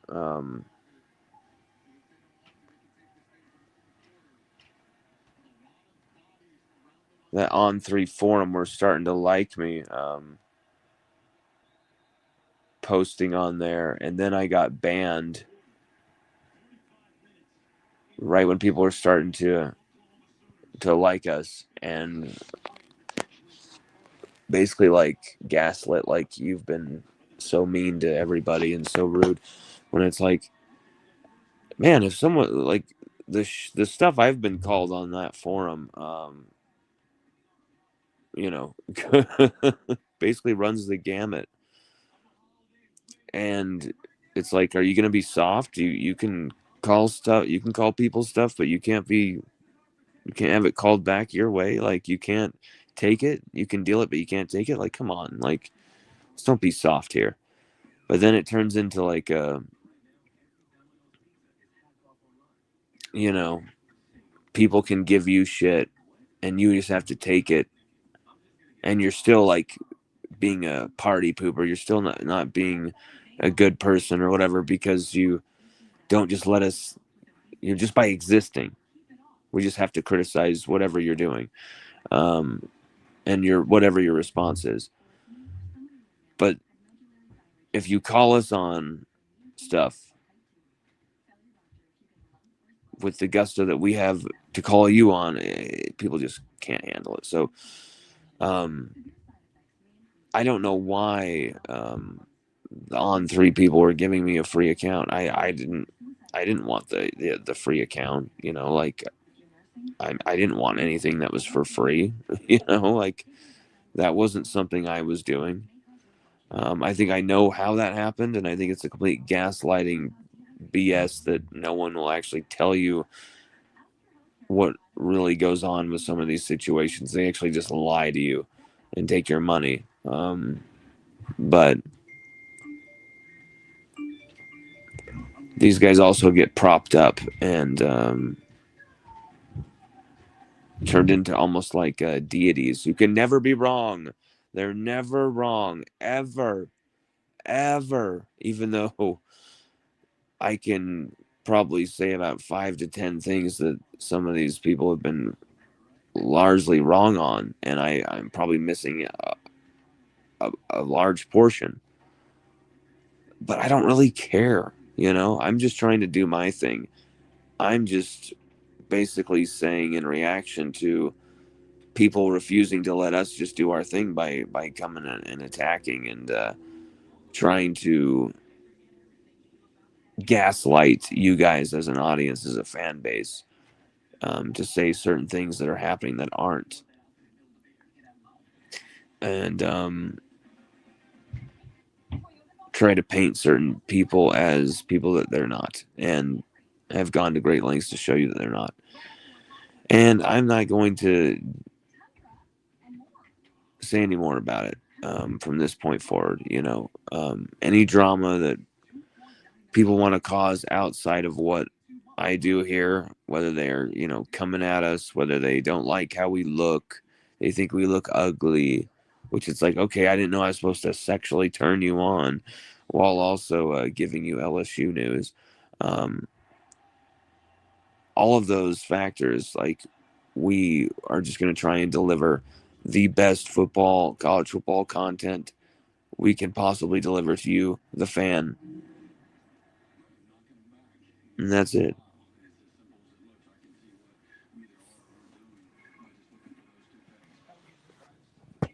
One second. Let me take this thing off.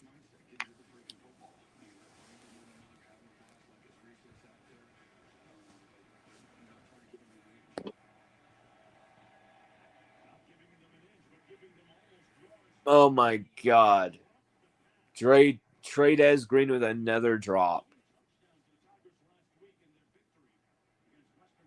Oh my God, guys. Trades Green with a terrible drop here. Like 3rd and 9 now. Like you catch that. It's a first down.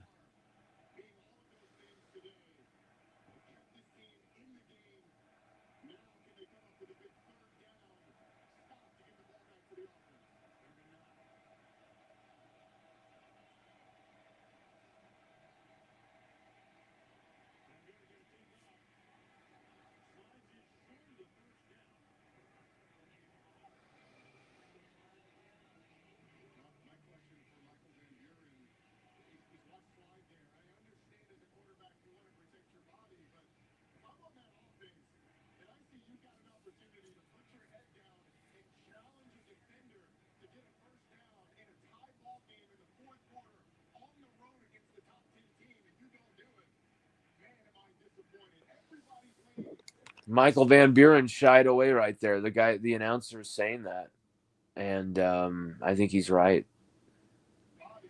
Let's look at this here.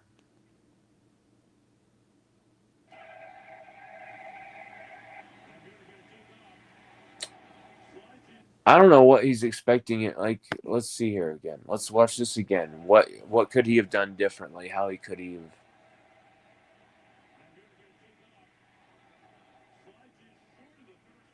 What is he doing? Why does he slide? He's like giving it up. Why is he doing that? What is that slide? What is that?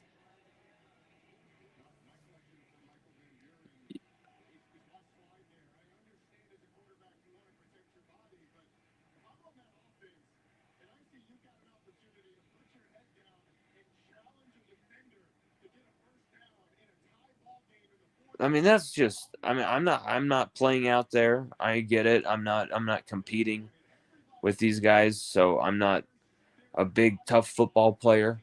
But that's soft as fuck.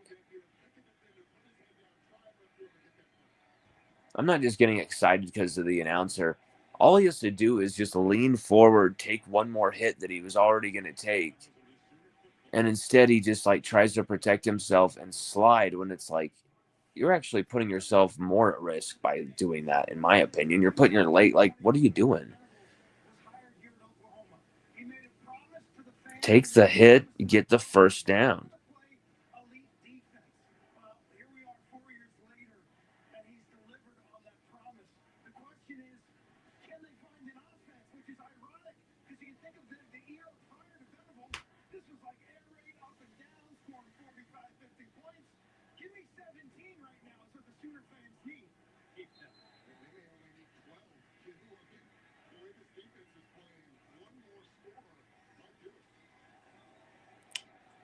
Oh, hell yeah. Pyburn. That's got to be a sack right there. Maybe they'll just give him a TFL because it looked like Mateer was trying to escape. But man, don't cheat him out of a TFL there. He stuffed him behind that line of scrimmage, not at it.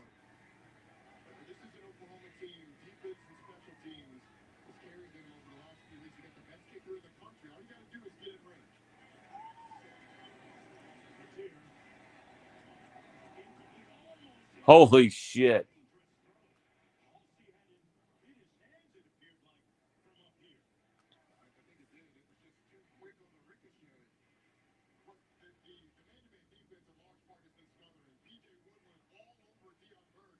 Ooh. Ooh. I like that they're letting these guys play. They're not calling every little touch, every little.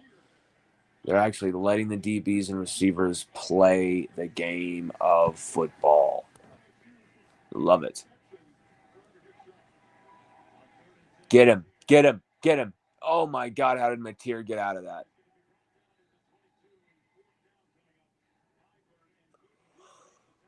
Pyburn, Gooden, Weeks, Perkins, all over that. Those four just wrecked that front up. Venables is like, now that's a fucking defense. Like, holy shit. Guys, this defense is something else. I really just, there's no words for how good that defense will be remembered. I mean, we actually drink it in. We still have another 12 minutes left and a bowl game after this.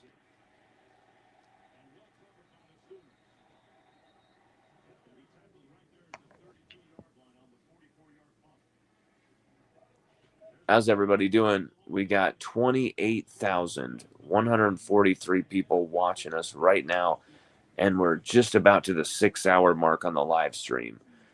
This would be about 4 hours of live talking. There was about 2 hours of intermission, where we stopped the show and then watched the first half of LSU Ole Miss. We do go on there a few times and kind of talk. But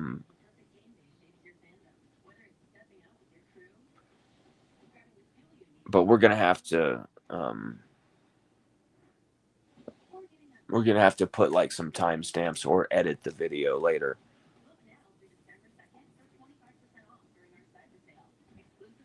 How's everybody doing? How's your Saturday, crazy Saturday going?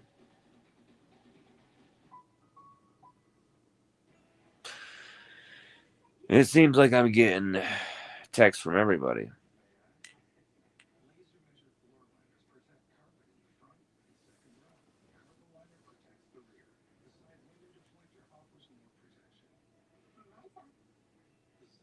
contains spills and cabinets.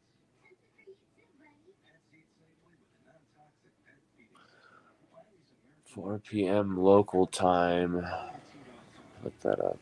The 3 for Me only at Chili's now serves up the all-new Big QB for just $10.99. And that's 85% more beef than some quarter-pound burger. Yeah, hey, fast food, this is how you value me. This Chili's 3 for Me is the best $10.99 you can eat. So it's Central. Oh.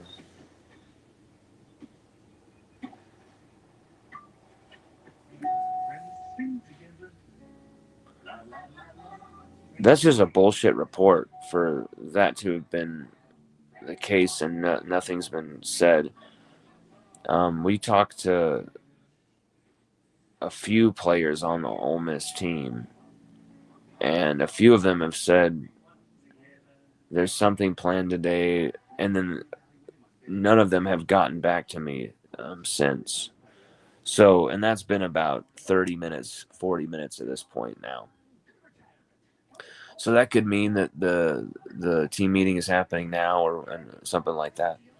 But we shall see.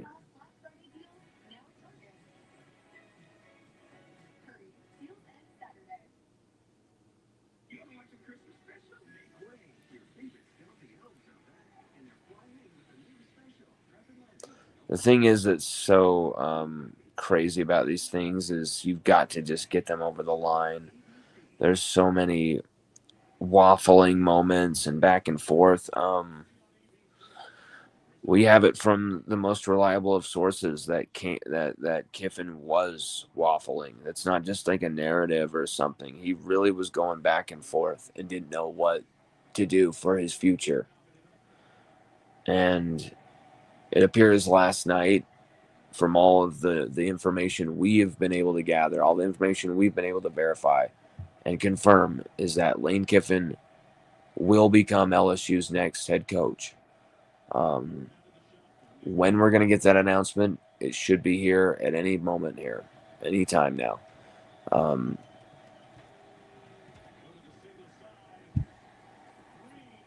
Wow.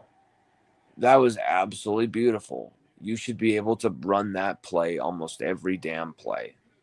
You know, I want to film that and post it, but no, I kind of like feel like we should be doing that every damn play. Like, Trades Green is such an easy target. Feed him. Like, no contest, then keep calling it. Like, Keep feeding the dude. And here's the thing about Trades Green. You can move him around and use him in a lot of different ways because of his speed and his athleticism. Not just as some like tower of power, throw it up, fade. He's running a fade every play type of tight end target. You can do anything with him.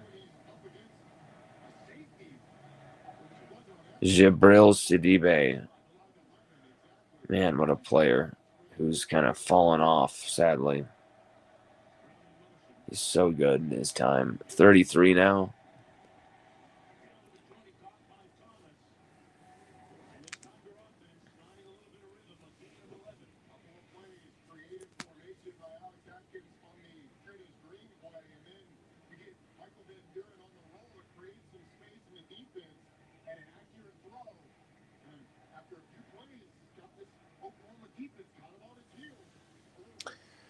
ESPN's Pete Thamel reports that John Sumrall is the favorite for the Florida job.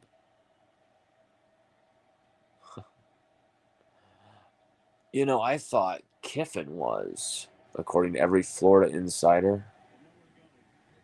Who knows? Maybe every LSU insider is wrong about this, and Kiffin's going to heaven. Like, he's just, see ya. I'm flying to the sky.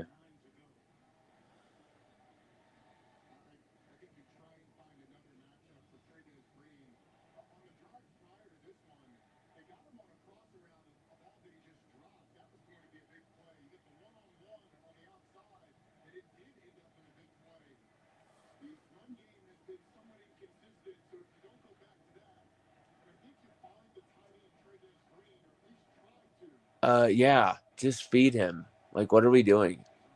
Feed Trades. Oh my God.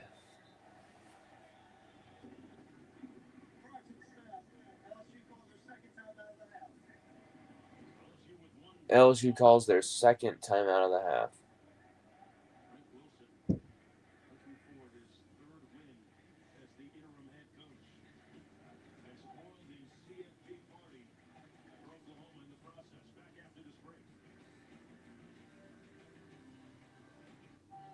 Burger King double cheeseburger. A quarter-pound beef patties, flame grilled with 2 slices of melty cheese.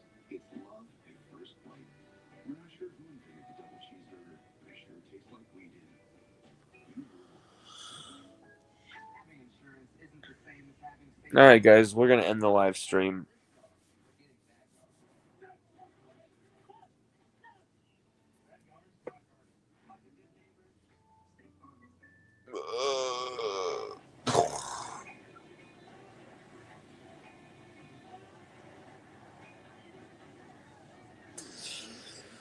We will be seeing you very, very soon. Thank you for joining us for this crazy 6-hour live stream.